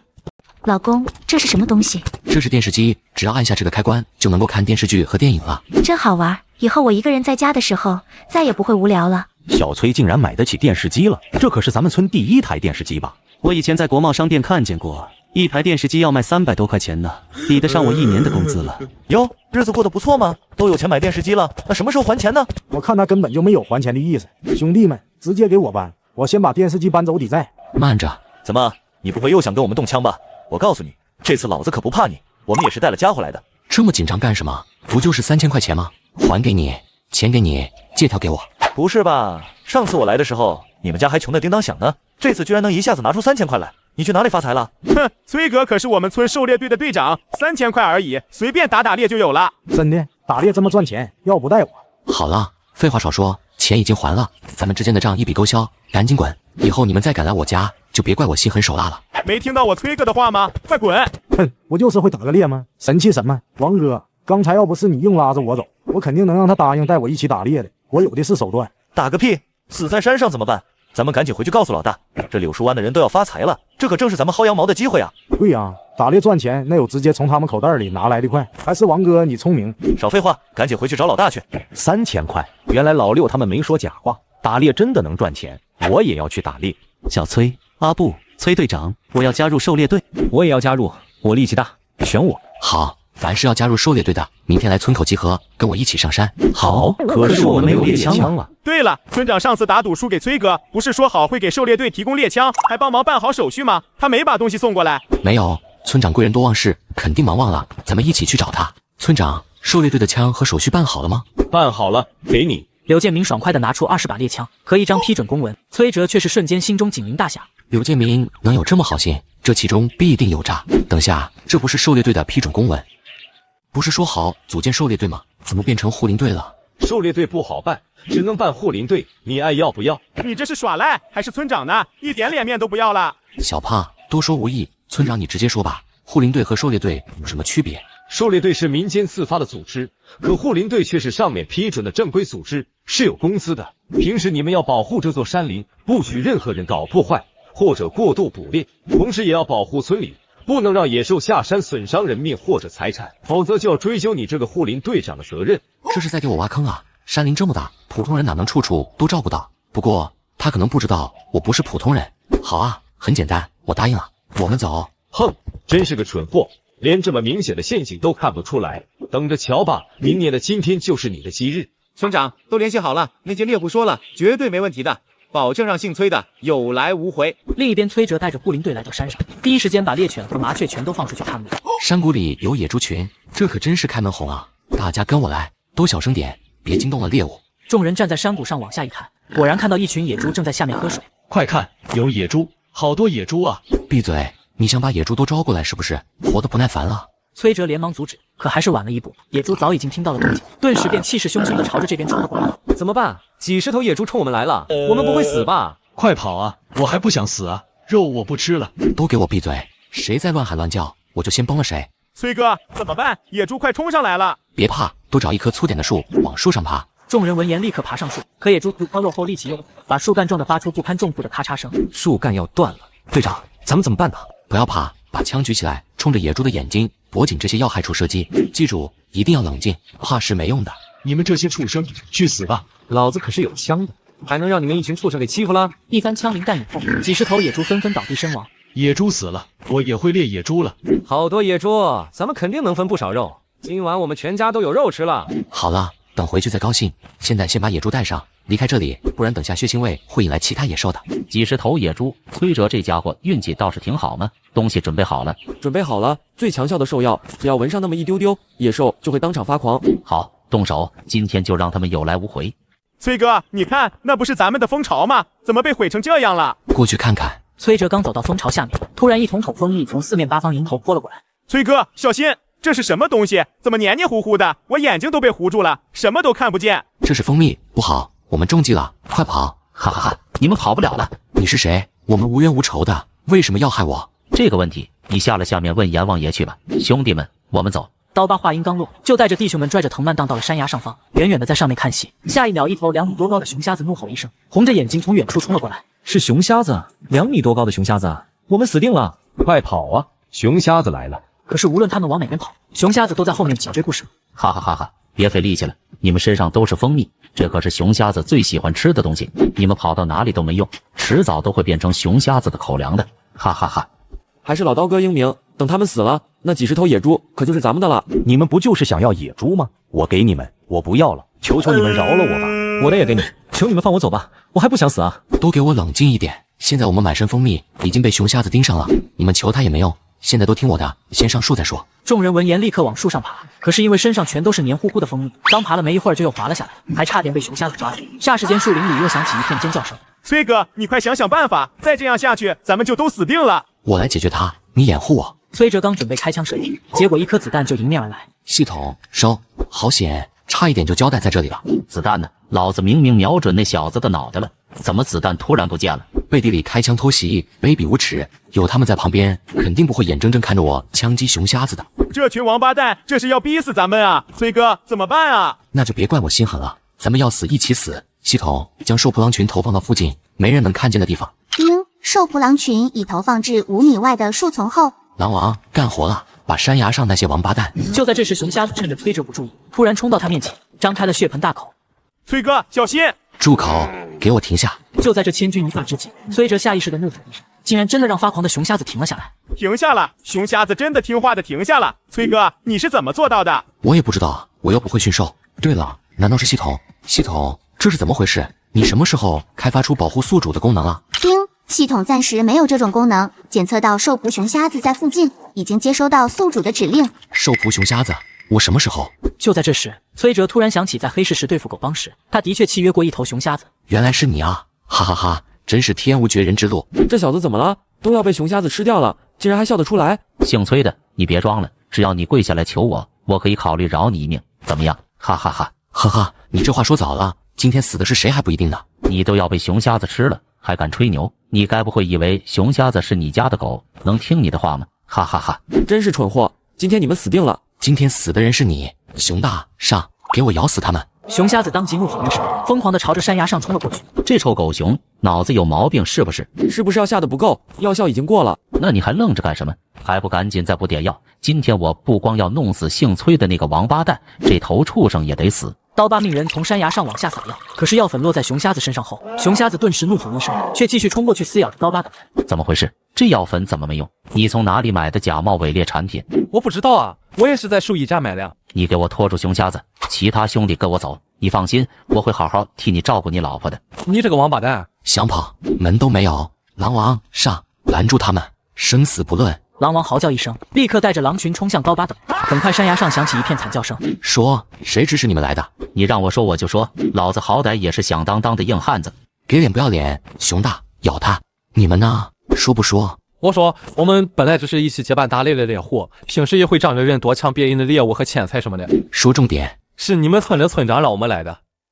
你们村长说，只要能除掉你，造成被野兽吃掉的家乡，就给我们一大笔钱，还推荐我们进钢铁厂赚铁饭碗。柳建民，这是要赶尽杀绝啊！怎么会这样？这可是杀人啊！村长他这是疯了吗？他杀我一个人也就算了，可是咱们这么多条人命，还都是乡里乡亲的，他竟然也狠得下心来，真是丧心病狂。刚才差点被熊瞎子吃掉的恐惧还深深地刻在骨子里，众人还处在后怕之中。崔哲此言一出，在场所有人瞬间都炸开了。柳建民，尼玛的，老子跟你无冤无仇的，你竟然想杀我，我饶不了你！我上有老下有小，全家都靠着我养活呢。柳建民，你这个王八蛋，你这是想逼死我们全家啊！我跟你没完！对，杀身之仇不共戴天，绝对不能就这么算了。咱们去找柳建民报仇去。好，既然这件事是因我而起，那就由我打这个头阵。毕竟柳建民是村长，听说上面还有靠山，说不定会为他撑腰，报复咱们的。咱们怕他什么？咱们这么多人，就不信弄不倒一个企图杀人的狗东西。再说了，咱还有人证呢。兄弟们，走！说得好，夜长梦多，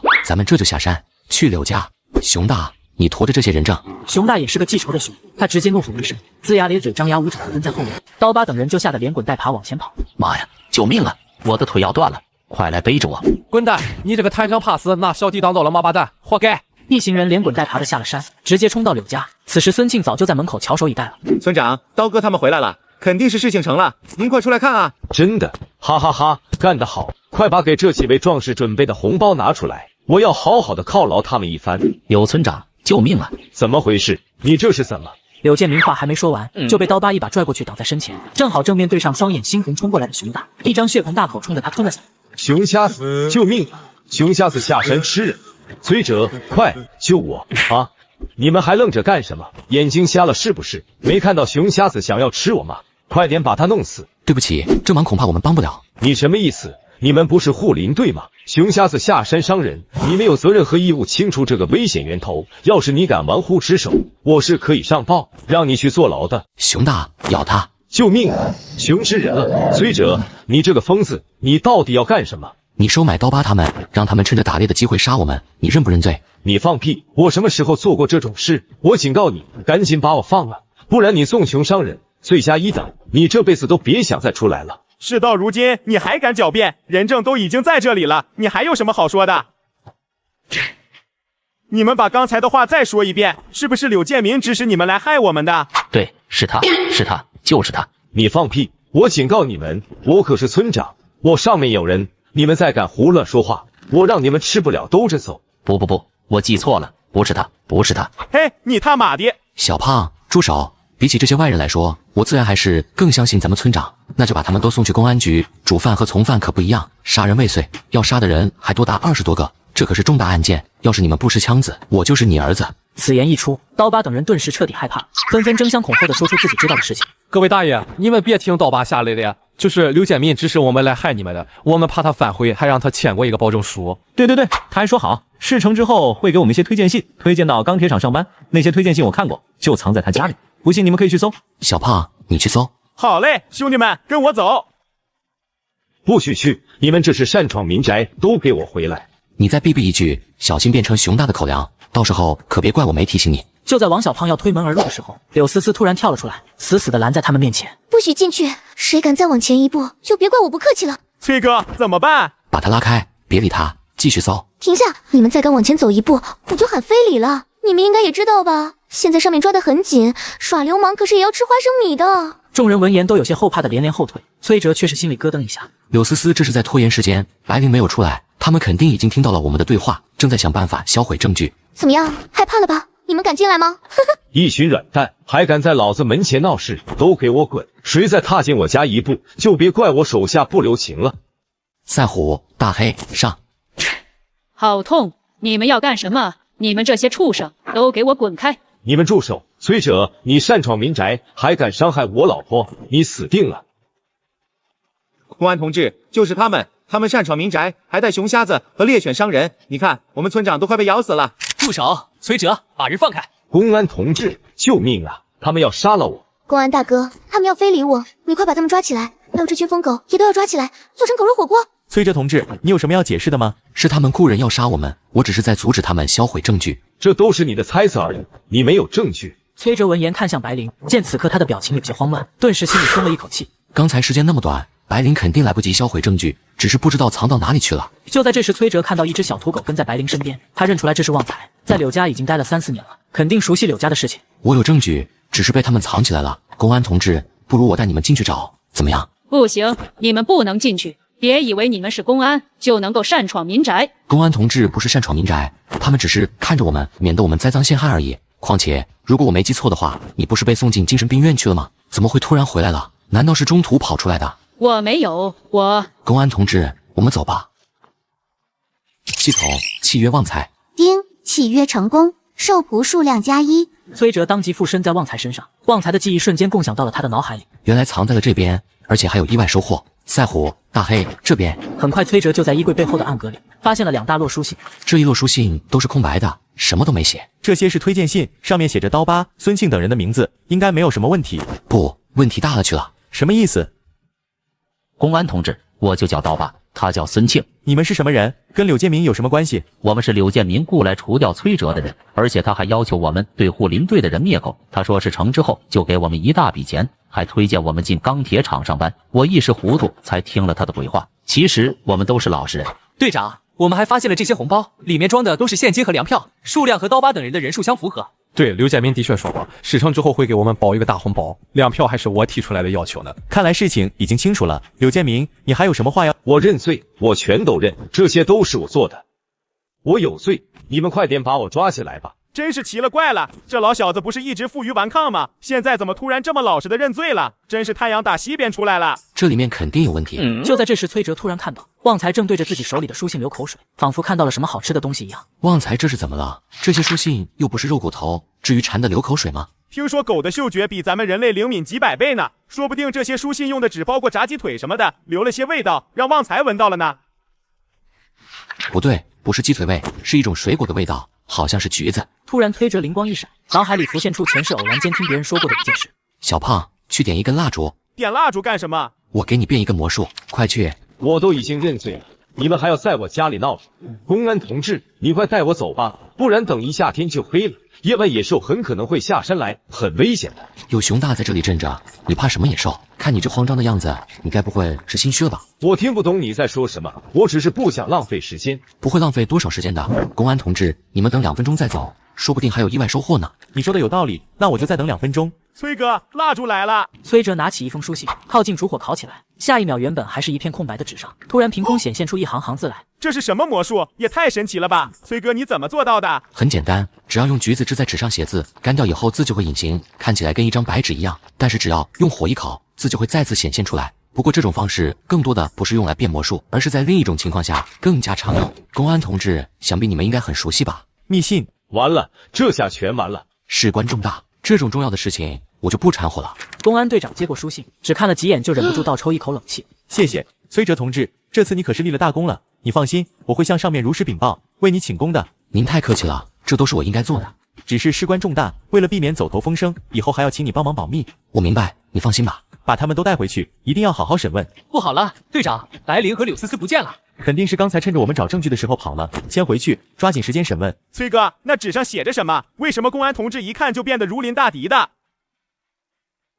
你没听公安同志说吗？事关重大，要保密。什么重要的事？难道还能比柳建民雇人杀咱们这么多人还大吗？没错，比这还大。所以立刻召集全村村民，所有人都来集合了。小崔队长有重要事情宣布。柳树湾全体村民都一头雾水的聚集过来。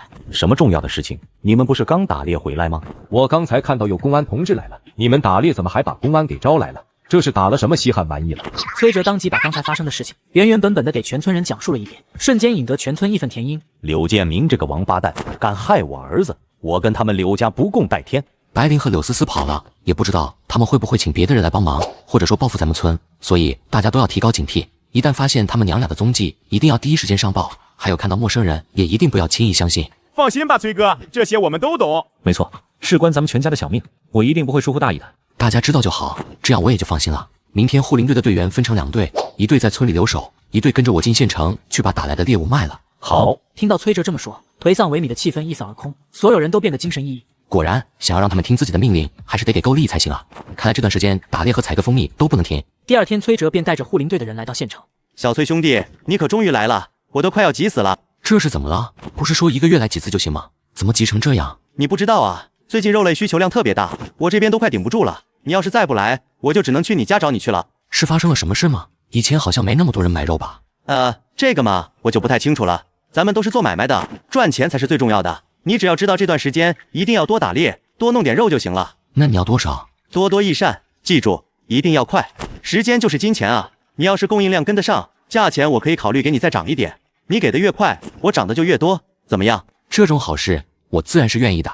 你先看看我这次带来的猎物吧。崔哲让人将摆盘推进来，看着那圆滚滚的几十头野猪，黑老大震惊的瞪大了双眼。这么多，这才隔了没多久吧？你竟然就打了将近1万斤肉！黑老大，你有所不知，我现在可不是单打独斗了。我们村组建了一支狩猎队，这打猎的效率已经不可同日而语了。厉害，正好，我这边着急要1头熊瞎子，你要是能给我弄来，我给你1800；要是活的，我给你3000，怎么样？成交。之后的日子里，崔哲忙着带护林队上山打猎，村民们被留守的队员看管着不能外出。很快就有人忍不住了。郑哥，咱们这么做不太好吧？万一被抓到了怎么办？那崔哲可不是好惹的。你怕个屁！我早就都打听好了，今天崔哲带着护林队的人上山了，晚上不回来。那他也总有回来的时候吧？万一……没事，女人都胆小，柳如月不敢把事情说出去，不然她自己就得被人赶出家门去了。走进去。而此时柳如月正在洗澡，突然2个男人踹门而入。你们是谁？快出去！小美人，别害怕嘛，你老公不在家，你肯定很孤独寂寞吧？来，哥哥陪你玩一玩。你走开，不要碰我！你再过来，我就要叫了。你要是不怕自己被所有人看光了，被你老公赶出家门，你就叫吧。你敢吗？你们胡说，我没做错事，我老公才不会把我赶出家门。救命啊！有流氓！来人啊！他娘的，这个傻子脑子有毛病！快把他按住！郑瘸子一把捂住柳如月的嘴，一双咸猪手不断的在他身上开用。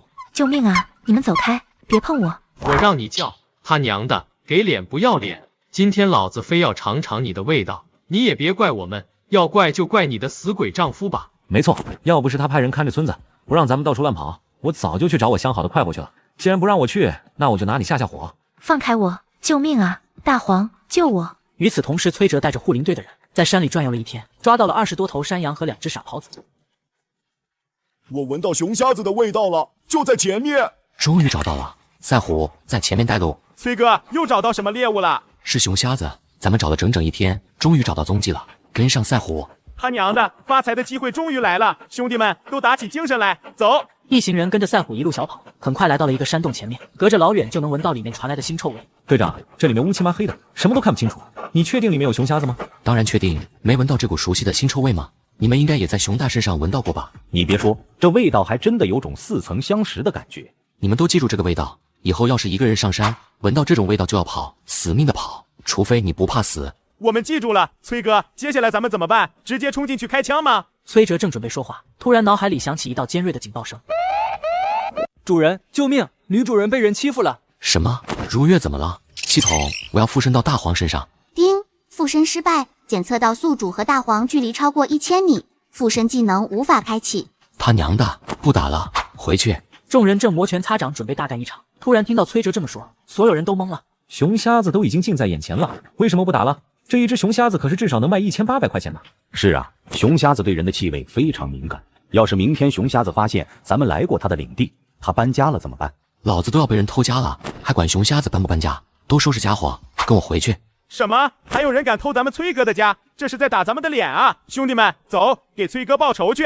崔哲带着一行人气势汹汹地下了山。随着崔哲与家里的距离不断拉近，没多久，他终于听到了系统的提示音：叮，检测到宿主距离大黄的位置达到1000米，附身功能已成功开启。熊大，过来，驮着我，用最快的速度赶回家。崔哥，你怎么了？是不是哪里受伤了？我没事，我现在很生气，别跟我说话。崔哲被熊大驮在背上后，终于可以放心的进入附身模式。下一秒，崔哲就附到了大黄身上。一睁开眼睛，就看到让自己怒气上涌的一幕。只见柳如月被郑瘸子和刘二毛压在地上，脸颊也被打得红肿流血。我去你妈隔壁的！敢欺负老子的女人，老子弄死你！好痛啊！住口！放开我的老二！放开！门都没有！今天老子非得废了你的作案工具！救命啊！疼死我了！刘二毛，你他妈瞎了吗？快把这个狗东西给我拉开！郑哥，我来了。刘二毛拽着大黄的后腿往后冲，可他越冲，大黄的牙齿就咬得越紧。最后，刘二毛用尽吃奶的力气用力一拽，霎时间惨案发生了。我的老二，我废了！刘二毛，你这个王八蛋！我不是故意的，郑哥，你不要怪我啊！还想跑？门都没有，现在轮到你了！崔哲猛地纵身一跃，一口咬在刘二毛的脸上，刘二毛疼得哇哇乱叫，双手胡乱地扭打着大黄。好痛！这个王八蛋力气还挺大，再打下去，大黄的身体就要撑不住了。大黄，我来帮你。就在这时，柳如月拎起洗脸盆，狠狠地砸在刘二毛头上。而此时因为动静太大，村民们也听到声音赶了过来。你这个不要脸的女人，竟敢勾引我儿子，我跟你拼了！救命啊！这个傻女人疯了，想要打死我！还有这条疯狗，你们快把它拉开，我的脸要被它咬烂了！你胡说，明明是你们偷看我洗澡，还想欺负我。大黄是来救我的，臭流氓，我打死你！媳妇，打得好，加把劲，狠狠地打！乡亲们，救命啊！这女人勾引我，还把我的命根子给废了！什么？我郑家3代单传啊，竟然在这里断了香火！柳如月，你这个毒妇！乡亲们，快把她抓起来进猪笼啊！郑家族人见此情形，立刻上前抓住柳如月就往外拽。千钧一发之际，崔哲突然及时赶了回来。住手！我看谁敢动我老婆！老公，救我！他们都要欺负我！小崔啊，柳如月害得郑瘸子的命根子都没了，你们家总要给出一个交代才行吧？一个欺负我老婆的流氓，别说命根子没了，就是死了也是活该，还要什么交代？你胡说！明明是你老婆熬不住寂寞，主动勾引我们的，我才是受害者。你听到没有，族长，你可要给我儿子做主啊！一定要把柳如月拉去进猪笼，不然以后随便什么人都能骑到咱们郑家头上了。你们说对不对？郑氏族人闻言纷纷大声回应，要求崔哲把柳如月交出来。小崔，你也听到了，这都是大家的意思。再说了，反正柳如月的清白已经毁了，配不上你了。你弃了她，还能再娶一个更好的，对不对？好你大爷，都什么年代了，还玩进猪笼那一套呢？你们要是被狗咬了，不去打狗，反而处理被狗咬了的人吗？还说什么清白？清白这东西就应该用罪魁祸首的血来洗。崔哲说用刀打在刘二毛的要害之处，然后就在郑瘸子的那条好腿上补了一枪。好了，现在我媳妇的清白洗得够干净了吧？不够的话，我还可以再补几枪。够了够了，别再打了。崔哲，你这个王八蛋，我跟你拼了！看来还是不够。这次够了吗？不够的，我还可以继续，不用为我省子弹。你这个挨千刀的，你闭嘴！你想害死我是不是？还嫌我身上的伤不够多吗？崔哲，你未免也太不把我们这些村老放在眼里了。你信不信我把你们全家赶出柳树湾？想要赶我走，有种你们就试试看。好，那咱们就走着瞧。抬上他们俩，我们走。族长，难道咱们就这么算了？当然不会，马上就是新村长任命的日子了。我有门路，让你儿子当上新村长，官大一级压死人，到时候再好好收拾崔哲。不就是偷看他女人洗澡吗？又不是什么大事。崔哲那个小兔崽子竟然敢当众打我的脸，等你儿子当上村长了，一定要让他跪在我面前认错。呸！老不死的还想收拾我？想得美！这村长之位我一定要拿下。可是他能带着全村人打猎赚钱，大家能选我儿子吗？那是赚到钱的情况下，要是人出事了受伤了呢？那你的意思是，护林队里有咱们郑家的人，出钱收买几个，总有人愿意帮咱们的。今天晚上我就亲自去办这事。看来在大干特干之前，还得先把护林队里的害群之马给踢出来。第二天开始，崔哲仍旧每天上山打猎。老公，你不在家，我害怕，我怕有人再来欺负我。老婆不用怕，以后我会让人来保护你的。狼王，来！从今天开始，你们就不用跟我一起上山了。你们的任务就是留在家里保护我老婆。要是有人敢欺负她，你们就直接咬死，不用手下留情，一切责任由我承担。崔哲并没有压低声音，就是为了让村里所有人都听到。果然听到狼嚎声，众人全都吓得瑟瑟发抖。老公，你真厉害，我一下子就不怕了。下次再有人偷看我洗澡，我就让狼王咬死他们。没错，就是要这样做。小崔啊，你这么做不就是纵狼行凶吗？要是你家的狼乱咬人怎么办？我家的狼从来不乱咬人，只会咬伤害我家人的人。不想死的就老实点，不然死了也是活该。就当是我为村里做贡献，除了一害。你强词夺理，各位，你们就任由他这么嚣张吗？崔哥，郑老好歹也是我们的族长，你这么做是不是有点过了？等了半天，护林队里的郑家人总算是跳出来了。既然你看不惯我，那以后就别勉强自己跟我一起打猎了。你回家去吧。我不是这个意思，我只是想说几句公道话而已。上山打猎本来就是个搏命的危险活，要是你对我们有意见，谁知道你会不会背后捅刀子？我可是要为咱们整个护林队考虑的。对，郑瘸子偷看大嫂洗澡，你们郑家居然还能替他说话，可见都不是什么好东西。你现在还站在这老头那边，一看就跟他们是一丘之貉，我可不敢把后背交给你。把他踢出去，踢出去！好了，别管他了，我们出发上山猎熊去。完了，全完了。今天本来要去猎熊的，打到一头熊可以赚2、3千块钱呢，现在全都完了，都怪你们，你们赔我钱。岂有此理！我现在就去县里走关系，这柳树湾的村长必须是我们郑家的。崔哥，陷阱都挖好了，接下来怎么办？都藏到树上去，做好射击准备。好，所有人都上树。系统契约熊洞里的熊瞎子。因契约失败，检测到熊瞎子为有智慧的猛兽，请宿主减弱熊瞎子的精神力后再尝试契约。果然不行，那就只能试试其他动物了。崔哲环视一圈，突然看到从山洞口爬进去一只蜘蛛，顿时心头灵光一闪。对了，替我契约这只蜘蛛吧。因契约成功，兽仆数量+1。崔哲当即附身在蜘蛛身上，下一秒山洞里的情形就出现在了眼前。只见山洞里横七竖八的躺着3头熊瞎子，全都在呼呼大睡。我操，竟然有3头熊！幸好我提前查看了，不然等下猝不及防，恐怕要全军覆没了。崔哥，咱们什么时候下饵啊？先不急，根据我的经验，我推测里面有3头熊瞎子，所以咱们兵分3路，把它们分别引开，再逐个击破。崔哲附身在蜜蜂身上，飞进山洞里，狠狠地在第一头熊瞎子脸上折了一下，熊瞎子疼得一跃而起，随后闻到蜂蜜的味道，当即追着蜜蜂就往外跑。第一队跟着那头熊瞎子，随时准备补刀。明白，兄弟们，走。崔哲操纵着蜜蜂的身体，引着熊瞎子掉进附近的陷阱里。很快，熊瞎子就倒地身亡了。接着，崔哲又故技重施，解决了第2头熊瞎子。队长，熊瞎子没戏了，你说的方法真的有用？我从来不知道猎熊竟然是这么容易的事，以前经常听说哪个猎户被熊瞎子啃了，难道都是假的？你想什么呢？你当熊瞎子是你们家的土狗呢？哪有那么容易？还不是全靠咱们崔哥指挥得当。看到刚才引路的那些小蜜蜂了没有？那都是崔哥养的，可通人性了。除了崔哥，谁能做到？这说的也太玄乎了吧？就是，我也没看见队长做了什么呀。看来还是有很多人不服气，原来这打猎太容易了，也不是什么好事。原本崔哲还打算故技重施，轻松解决掉最后1头熊瞎子的，见此情形，当即改变了主意，他直接对着猎户开了一枪，众人都被吓了一跳。队长，你怎么突然开枪了？大家都小心，最后1头熊瞎子已经被同伴的死惊动了，他已经冲出来了，所有人都做好准备。什么？怎么这么快？怎么回事？刚才那2次不都是挺顺利的吗？这头熊怎么不按套路出牌？让你们瞎逼逼！我都说了，熊瞎子一个比一个凶残，这下相信了吧？都别说了，熊瞎子出来了！救命啊！队长，我要掉下去了！所有人瞄准熊瞎子的眼睛，开火！无数子弹打在熊瞎子身上，可是熊瞎子仿佛不知道疼痛一般，继续在树林里横冲直撞。已经有不少队员被撞得掉下了树。救命啊！熊瞎子冲我来了！快开枪啊！再不开枪，我就要被熊瞎子吃掉了。对不起，我错了，我再也不敢说猎熊很容易了。谁来救救我？你们都冷静一点，往陷阱的方向跑。放心，我会掩护你们的。系统把剩余的狼群投放到附近。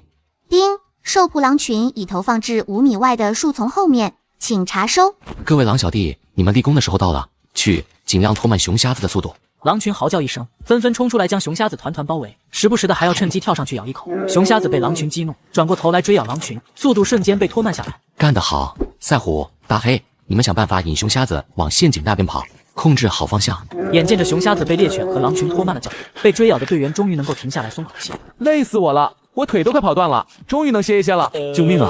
不要吃我！狼大哥、赛虎、大黑，快拦住他！你们还愣着干什么？赶紧跑啊！别的人开枪射击都傻愣着，难道等着同伴被吃，或者等着熊瞎子自己掉进陷阱里吗？众人闻言猛然清醒过来，纷纷瞄准熊瞎子的要害开始射击。在3方的配合之下，熊瞎子全身伤痕累累，整头熊都陷入了狂乱之中，最后终于被引着掉进了陷阱。快上去补枪，不然陷阱都要被熊瞎子撞塌了。终于死了，吓死我了！我还以为今天我要死在这里了。难怪那些经验丰富的老猎户见了熊就跑呢。原来猎熊真的很危险，我以后再也不敢胡说八道了。还是崔哥厉害，不然咱们今天就交代在这里了。你们看，我没说错吧？跟着崔哥干，绝对没错的。对，以后我跟定崔哥了，别人说什么都不好使。看来经此一事，护林队的人应该不会再对我有疑心了。我离村长又近了一步。好了，别说这些了，赶紧把熊抬回去，趁新鲜给黑老大送去，还有这几天打到的猎物也一起送过去。当天晚上，崔哲就带着队员拉着猎物，浩浩荡荡的来到了县城。3头熊瞎子瞬间轰动了整个县城。那不是崔哲吗？他又发财了。这是哪里来的神猎手？能一次性猎到3头熊瞎子，这也太厉害了吧！听说熊肉至少要2块钱一斤呢，这3头熊怎么这也能卖个3000块钱吧？老大，那就是我们跟您说的崔哲，他们家可有钱了。你们说的人就是他？没错，我们上次跟您说他靠着打猎发家致富了，您还不相信呢。您看，今天一天他就能赚3000多块钱呢。对，而且他还不止自己赚，还带着村里的人一起打猎赚钱。现在他们村富得流油，就等着咱们去了。老大，您可不能错失良机呀！你们说的对，跟上去看看。崔哲还不知道自己已经被人给盯上了，此时他已经来到黑市。黑哥，我又来给你送货了，你要的熊瞎子我也给你打到了。3头熊瞎子，小崔兄弟，你这也太厉害了吧！按照咱们说好的，一头熊1800块，这里一共是5400块，你数好。不用，我相信黑哥，还有其他猎物，你也一起看看吧。来人，把这些猎物拉过去称一下。剩下这些猎物都是普通的野猪、山羊和傻狍子，一共是2960斤。既然没有什么特殊的猎物，那我就都按照8毛钱一斤算了，一共是2368，给你算2370。以后再打到猎物，尽管送过来，我全都收。好嘞。对了，黑哥，上次你说现在肉类需求量突然特别大，你打听到具体原因了没有？这个嘛，我哪里知道。不过你放心，我还会继续打听的。原来是这样，这个老狐狸很明显他知道些什么，却打算自己捂着不肯告诉我。咦，这里还有2车猎物，怎么不卸下来一起称了？不用了，这是别人预定的，我要留着给人家送去，那就不打扰黑哥了。咱们走。老大，咱们还跟不跟了？当然要跟了，我倒是要看看这小子身上究竟有多少油水。走。随后，崔哲带着剩下的猎物来到了收购站，而此时收购站的新主任早已经等候多时了。小崔兄弟，你怎么现在才来？这天都已经黑了，要不是你提前让人过来打了招呼，我早就下班了。麻烦主任了。不过俗话说得好，天黑才好办事嘛。你看看我给你带了什么。说完，崔哲就掀开板车上盖着的油布，露出2头野鹿来。野鹿？你不是想要路边吗？我给您带来了，而且绝对新鲜。4个小时之前，这2头野鹿还在山里吃草呢。我只是想要路边补身体，你特么一下子给我送来了2根。还不止如此呢，听说鹿血也有同样的效果，我还特意把鹿血给你准备好了。我操，2根路边不够，还要加2桶鹿血，我在心里的印象到底是有多虚，需要补这么多？这要是传出去，我以后还有什么脸面见人？多多益善嘛。再说了，我特意选择送整头鹿，而不是只送路边，不就是为了替您打掩护吗？算你小子有心了，不过我也不白拿你的东西，你说说看吧，有没有什么想要的，我帮你留一种。听说最近市场上肉类需求量很高，您知道是什么原因吗？这个我只听到一点风声，好像是说今年的天气似乎是不太对，所以大家都在储备食物呢。最近我们收购站也在大量收购肉类和各种药材，你愿不愿意掺一脚？当然愿意了，不知道价格怎么样？1个月要多少斤肉？普通肉类1斤8毛钱起步，特殊品种按市场价分析，而且价格根据供应量档次，依次提高1毛钱，一共分3000斤、5000斤、10000斤3个档次，价钱还算合理。那咱们签个合同吧，1万斤对我来说小菜一碟。收购站好歹也是正规店，比黑老大那个人靠谱多了，这下可以放心打猎和搞养殖了。崔哲刚签好合同后，便准备带着人离开，突然一个中年男人抱着一条黑背冲了进来，身后跟着一个兽医站的医生。老板，你们这里有没有百年人参？对不起，最近没有收到百年人参，要不你们去别的地方看看，比如3条街外的那个地方。距离这里3条街的地方，正是黑市所在的地方。主任也算是好心帮忙了。不行啊，黑市我早就去问过了，没有百年人参。首长，什么黑市？你这么说会有麻烦的。闪电都快死了，我哪里还管得了那么多？别说黑市了，只要能救活闪电，就算是刀山火海我也要闯啊！医生，你快想想办法啊！您不是已经请京城的专家来会诊啊？只是专家最快也要2天才能到，可黑背伤得太重，恐怕坚持不到2天，除非有一根百年人参吊着这口气。指导员急得抱紧怀里的闪电，就在这时，黑背却突然疯狂地叫了起来。闪电，这不是前世在报纸上出现过的，为了追击人贩子，结果重伤英勇牺牲的军犬吗？闪电，你怎么了？你冷静一点，你身上有伤，不能做这么剧烈的动作。不好，闪电又发狂了，肯定是高烧不断和伤口的反复溃烂，让闪电觉得太痛苦了导致的。指导员，你抱紧他，我来给他打一针，让他安静下来。等一下，先别打针。你说不打就不打，万一闪电出事了，你负得起责任吗？是你，那个一夜捕几千斤鱼的小兄弟，真是太巧了。我也没有想到您竟然是一位首长。让他试试吧，他打猎很厉害，而且打猎方式跟别人不太一样。就算他打猎厉害，也不代表就会给动物治伤。有什么资格在这里多嘴？至少我能知道闪电的问题出在哪里。吹牛谁不会？我们整个县城的兽医站长都找不到病灶，你一个没学过医术的人能找到？谁说是我治了？我说的是他。大黑，你过来听一听闪电在说什么。系统开启附身模式，我要附身到大黑身上。哼，你脑子没问题吧？你竟然让一条狗来给闪电诊断，他要是能治好闪电，我立刻就磕头拜他为师。那你就等着给狗做徒弟吧。崔哲附身到大黑身上后，瞬间就听懂了闪电的吠叫声。你这个庸医，老子又没有疯，给我来打什么针？我不想睡觉。你没有疯，那你刚才为什么突然狂叫？废话，你疼你不叫啊？你哪里疼？我刚才看过了，他们没有碰到你的伤口啊。你没看到指导员把我抱得死紧吗？我在追那些该死的人贩子的时候受了伤，有小虫子趁机咬了我，他们光顾着给我看伤，根本没有人发现这些小虫子。指导员每次抱我的时候，都会按在那小虫子咬着我的地方，疼死我了。崔哲闻言凑到闪电面前，仔细的看了半晌，果然发现在指导员的胳膊下方的位置，毛发里有一个个小小的凸起。你都看半天了，说话该不会是看不出来，在装模作样吧？首长，请把你的手臂抬起来一下。是我的手臂有什么问题吗？指导员抬起手臂后，崔哲翻开闪电身上的毛发，果然看到一只蜱虫正埋在他的皮肤里面。就是它，蜱虫，它就是导致闪电狂吠不止，经常高烧不退，甚至伤口反复溃烂的罪魁祸首。严重的话，甚至会导致人畜死亡。天啊，竟然是蜱虫！这些症状都对上了，我怎么就没有想到呢？那现在能给闪电治疗了吗？到底还需不需要100年人参？不用，只要移除蜱虫，再清洗伤口就行。没有蜱虫捣乱，闪电身上的伤不会致命，休养一段时间就能够好了。谢谢您，崔哲同志。光谢谢就完了？这位大夫，你还记得自己刚才说过什么吗？你现在该拜狗为师了。什么？你竟然真的要我给一条狗磕头，拜他为师？愿赌服输，怎么输不起吗？崔哲同志，这未免有些强人所难了。这样吧，我听说你打猎很厉害，一个月能打几万斤猎物，但是猎物无法久放。正好我知道一个食品加工厂，经营不善面临倒闭。如果你愿意的话，我将这个厂承包给你。可是我没有销路，恐怕……这你放心，最近很多地方都在闹旱灾，如果你能在2个月内供应足够的肉类，我们自然会帮你大力宣传，打通地方上的销路。可以，那就这么说定了，咱们签个合同吧。签订合同后，崔哲立刻就带着众人离开了。老大，你听到了没有？崔哲不但一天就卖了5000多块钱，而且还要开养殖场、加工厂。那以后柳树湾岂不是每天都能躺着收钱了？柳树湾的人也太幸福了吧！这可是一头大肥羊啊！咱们还犹豫什么呢？万一被别人捷足先登了，后悔也晚了。好，立刻回去准备，尽快去柳树湾干一票大的。自此之后，崔哲便带着护林队整天泡在山上，除了打猎之外，还会专门寻找猎物的老巢，把幼崽留下来饲养。很快，不到1个月的时间，柳树湾养殖场和食品加工厂就正式开业了。今天是咱们柳树湾养殖场开张的日子，以后养殖场是不是能赚钱，就要靠咱们所有人一起努力了。太好了，咱们村也有自己的产业了，终于不用靠着在土里刨食，辛苦过活了。那我们以后要更加努力打猎才行。所有青壮都加入护林队，跟着小崔队长进山打猎去吧。自此以后，崔哲每天带着护林队进山打猎，而趁着村里的青壮不在家，周半斤带着小弟们拉着满满一车鸡蛋，大张旗鼓的来到了柳树湾。你们这些坏蛋来我们村干什么？大嫂别生气，我们已经改邪归正，不干坏事了。我们是来送温暖的。你胡说，我不相信你。狼王，咬他们！救命啊，有狼！慢着，这位女同志，我们真的是来做好事的。不信你看，这满满一车的鸡蛋，都是我们打算免费送给各位父老乡亲的。周半斤此言一出，整个村子的人都轰动了，纷纷聚拢过来，七嘴八舌的询问：你说的是真的？这些鸡蛋真的白给我们？该不会是想先骗我把鸡蛋称好了，然后又要让我们给钱吧？我告诉你，我可不是傻子，不会上你们的当的。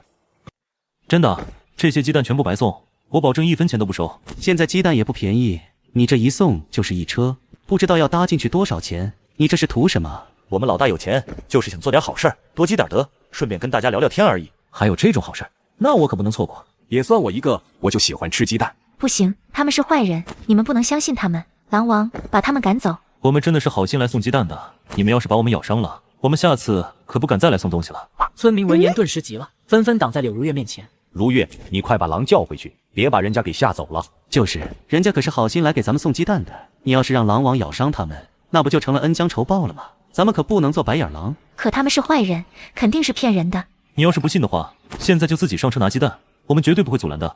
周半斤话音刚落，众人立刻一窝蜂地冲了上去，抓起鸡蛋就往家里跑，唯恐被人给了回去。很快，一车鸡蛋就被一扫而空。可周半斤等人非但不生气，反而还笑眯眯的。既然大家这么喜欢鸡蛋，那我改天再来送一车。今天的鸡蛋够吃好几天了。我们家现在缺粮食，你下次来能把鸡蛋换成粮食吗？粗粮就行了。当然可以，只不过这件事需要大家保密。毕竟我这两个兄弟以前做过不少错事，我怕你们村那些年轻气盛的年轻人知道了，万一打我们就糟了。放心吧，你们这是在做好事，给我们送东西呢，我们是绝对不会出卖你们的。得到村民们的保证后，周半斤等人才满意的离开。一群傻子，只不过是几个鸡蛋就把他们给收买了，连家里人都瞒着，活该被咱们骗。他们要是不蠢，哪里还有咱们发财的机会呢？说的没错，下次来的时候你们去打听一下，崔哲他们什么时候去卖猎物，趁他们有钱，咱们干票大的。好，我知道了，到时候我去问柳如月那个傻子，他肯定不会骗人。老公，今天有人来咱们村里免费送鸡蛋了。什么？这不就是诈骗吗？村里人都信了。对，每个人都领了鸡蛋。我本来想让狼王把他们赶走的，可大家都说我是白眼狼。老公，难道真的是我做错了吗？你没错，你是咱们村最聪明的女孩，只有你做对了，其他人才是傻子。那些人明显是不怀好意，他们肯定是冲着咱们村的钱来的。那怎么办？要不等他们来的时候，你带人把他们抓起来吧。他们肯定会专门挑我们护林队不在的日子来，所以这件事还得靠你才行。你听我的，咱们这样。几天后，周半斤等人趁着崔哲带人进山打猎，当即拉着一车玉米面再次来到柳树湾。每人1斤玉米面，大家快来领啊！每人1斤，真的不要钱，免费领吗？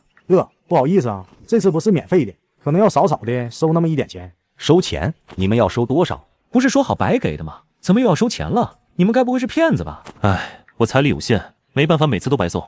不过我有门路，可以买到便宜的东西，所以我只收个成本价，1斤玉米面只要5分钱，怎么样？不贵吧？在这个粮食紧缺的年代，质量最差的粗粮也要2毛钱1斤，5分钱和白给没有两样。众人瞬间放下心来，纷纷争着抢着购买。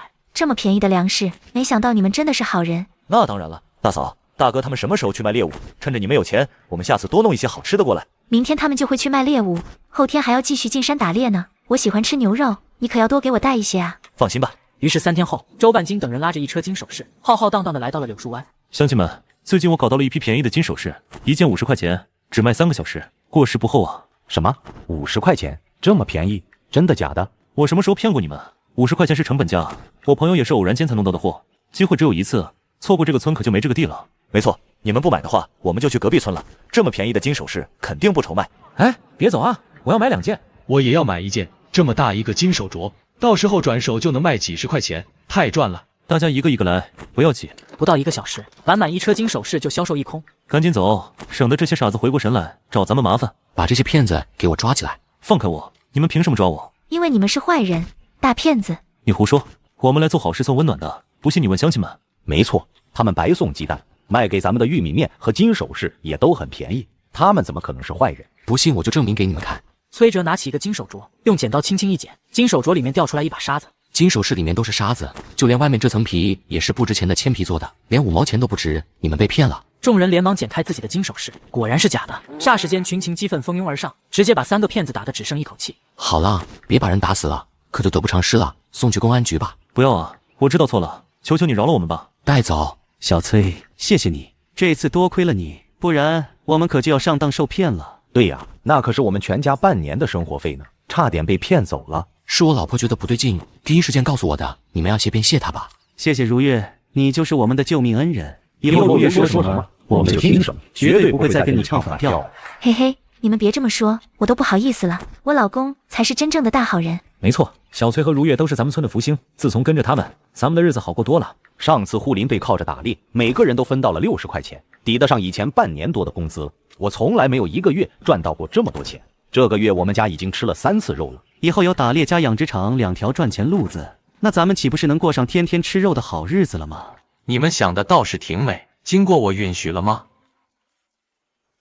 从现在开始，没有我的允许，谁也不许上山。你算哪根葱？我们做什么？凭什么要经过你的同意？嘿，你个小兔崽子，吃了雄心豹子胆了是不是？怎么跟我儿子啊不是，怎么跟咱们的新村长说话呢？都愣着干什么？还不赶紧列队迎接新村长？新村长？什么时候一个偷看女人洗澡的流氓竟然也能当村长了？你闭嘴！我现在可是村长，小心我把你们这个破养殖场和加工厂给推倒了，你们1分钱都别想赚到。就算你是村长，也没资格阻止我们办厂。你办厂我是管不了，但是我可以让你们打不了猎。你什么意思啊？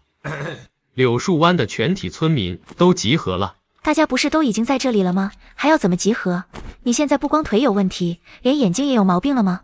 闭嘴，还不赶紧鼓掌，欢迎村长讲话。有话快说，有屁快放，我们要打猎，忙得很。没工夫陪你在这里晒脸。呵呵，我宣布一下，因为最近是雨季，雨水多，导致山上泥土松动，为了保证全体村民的安全，从今天开始禁止任何人上山，违反者一律按照抢劫罪论处。什么？不让上山打猎？凭什么？就凭这是我下的命令。不让上山，那我们平时拿什么烧火？上山砍柴可以。现在青黄不接的，我们家里人多，粮食根本不够吃，全靠挖野菜过活，不让上山，你们这是想饿死我们全家吗？这个嘛，上山挖野菜也是可以的。听到郑瘸子这么说，众人一脸懵逼的面面相觑。这禁止上山，却能上山砍柴挖野菜，这到底禁了个什么？呵呵，什么都不禁，就只禁止打猎。你不如直接说吧，这禁止上山就是专门针对我们护林队的，对吧？你要是这么想，我也没有办法，谁让你得罪了我呢？就算我真的是故意针对你的，你又能有什么意见？郑瘸子，你这也太过分了吧！崔哥家里养着那么多猎犬，还有一群狼，全都是要吃肉的家伙。你不让我们打猎也就算了，不让崔哥打猎，他那些老伙计怎么办？难道眼睁睁看着他们全都饿死吗？一群畜生，饿死就饿死了，正好可以做成火锅，给咱们全村人打打牙祭。哈哈哈，我们走。哼，崔哥，你别理他们，大不了咱们晚上偷偷上山打猎，我就不相信了，他能一天24小时不休息，专门等着抓咱们。对了，我专门请了人，全天看守后山入口，你们别想蒙混过关，哈哈哈。你这个王八蛋，我跟你拼了！小胖，住手，别冲动。副县长，我有一个问题，我可以不进山打猎，可要是猎物非要自己往我家里跑，那该怎么办？做什么白日梦？猎物自动飞进你家，除非那些畜生都疯了。那你别管，副县长，你就说怎么办吧。如果真是这样，那我就解除这条禁令，让你们自由打猎，并且撤销郑村长的职位，可以了吧？好，一言为定。事情有些不对，老婆，你现在立刻去城里，把这封信带给指导员，就说10万火急。好，我这就去。带上大黄，万一有危险，就让大黄来找我，我一定会去救你的。当天晚上，崔哲送走柳如月后，为了引开副县长他们的注意力，独自来到山脚下。副县长，您看，崔哲想私自上山打猎，被我抓到了。崔哲，你竟敢公然违反禁令，那就别怪我不客气了。来人，抓起来！慢着，谁说我要上山了？我说过了，猎物会自动飞进我家的。说完，崔哲就附身到了狼王和熊大身上，指挥着他们赶着猎物往山下跑。霎时间，全村人都看呆了。天哪，猎物真的自己往崔哲家里跑了，他没吹牛。不可能，这绝对不可能。怎么样，我赢了，你们应该履行承诺了。少废话，把他抓起来。今天的事，在场的人全部封口，我看谁敢多嘴。你们出尔反尔，我可是和首长他们签订了合同，明天就是交货的时间了。一旦我出事，养殖场和加工厂供应不上，他们一定会追查到底的。放心吧，很快你的养殖场和加工厂就没有了。你什么意思啊？崔哥，不好了，养殖场的牲畜全都病倒了，怎么办？儿子，加工厂那边着火了，货物全都烧没了，明天就是出货的日子了，这下全都完了。是你们竟然如此赶尽杀绝，就不怕我告到上面去吗？放心，今天你们一个都别想活着走出柳树湾。柳思思、苏强，竟然是你们！我就觉得奇怪，谁会对柳树湾的地形分布这么清楚？原来是柳思思你这个叛徒！呸！你们害死我父亲，我妈也在逃跑的路上饿死了，我的孩子也摔没了，都怪你们，你们都得死！哼，我们柳树湾足足有几百号人，你们才不到100人，也敢口出狂言？是吗？你说的几百号人是指他们吗？崔哲转头一看，只见全村老少都被人五花大绑扔到了一边。不可能，你们怎么可能悄无声息的把所有人都给绑了？这就要感谢副县长了，他让人把全村人都召集起来，直接一网打尽。副县长，那你为什么要跟他们同流合污？当然是因为钱了。你不是都看过那些密信了吗？我们狗帮借着打猎的便利，经常装成山匪捞钱。柳建民负责给我们通风报信，副县长则是负责打掩护。可你竟然破解了密信，还报告给了公安。别跟他们废话了，断人财路犹如杀人父母，你们死的不冤，等你们死了，我会让人接手你的工厂，你就安心的去吧。系统检测一下大黄和如月，他们现在在哪里？丁，检测到大黄和柳如月已经在500米内，持续时间25分钟。看来该看到的他们都看到了，接下来我只要加一把火，争取锤死他们。呵呵，说的好听，其实苏强你最恨我的是我让你变成了太监，而且你最后一个孩子也没了，你们苏家彻底断子绝孙了吧？哈哈哈！你这个王八蛋，我要你死！我要让你们全村都给我儿子陪葬！苏强说完就准备动手，千钧一发之际，公安和民兵队及时赶到。住手！放下武器，缴枪不杀！你们怎么会在这里？当然是我让人找来的，你们没发现少了一个人吗？老公，你没事吧？吓死我了！我没事，多亏老婆你及时赶到，救了我的小命。你们说的话我都听到了。指导员，你身为副县长，竟然和山匪勾结，为祸乡里，简直是罪不可恕。不是这样的，我也是有苦衷的。你不用再狡辩了，等着被处决吧，全部带走。你们不能抓我，只有我知道那批救灾物资在哪里。你们没时间再筹集一批了，到最后你们还不是得靠我？那就不劳你费心了。那批物资我早就在昨天就送过去了，现在恐怕已经快要抵达目的地了。原来你们刚才说的都是骗我的，你也是故意用什么猎物自动下山的把戏，引开我的注意力，对不对？答对了，所以你安心的去吧。全部带走。小崔同志，感谢你所做的一切，我已经为你申请了2等功，还有劳动模范的称号。以后你就是柳树湾的村长，柳树湾也会成为全市的模范村。多谢指导员，老婆，你真是个小福星。自从娶了你以后，咱们家、咱们村的日子都越来越好了。老公，你也是我的福星。不久之后，柳树湾打响了名号，崔哲的名字也广为人知。他趁机将柳树湾开发成生态农家乐，成为了当地最著名的一景。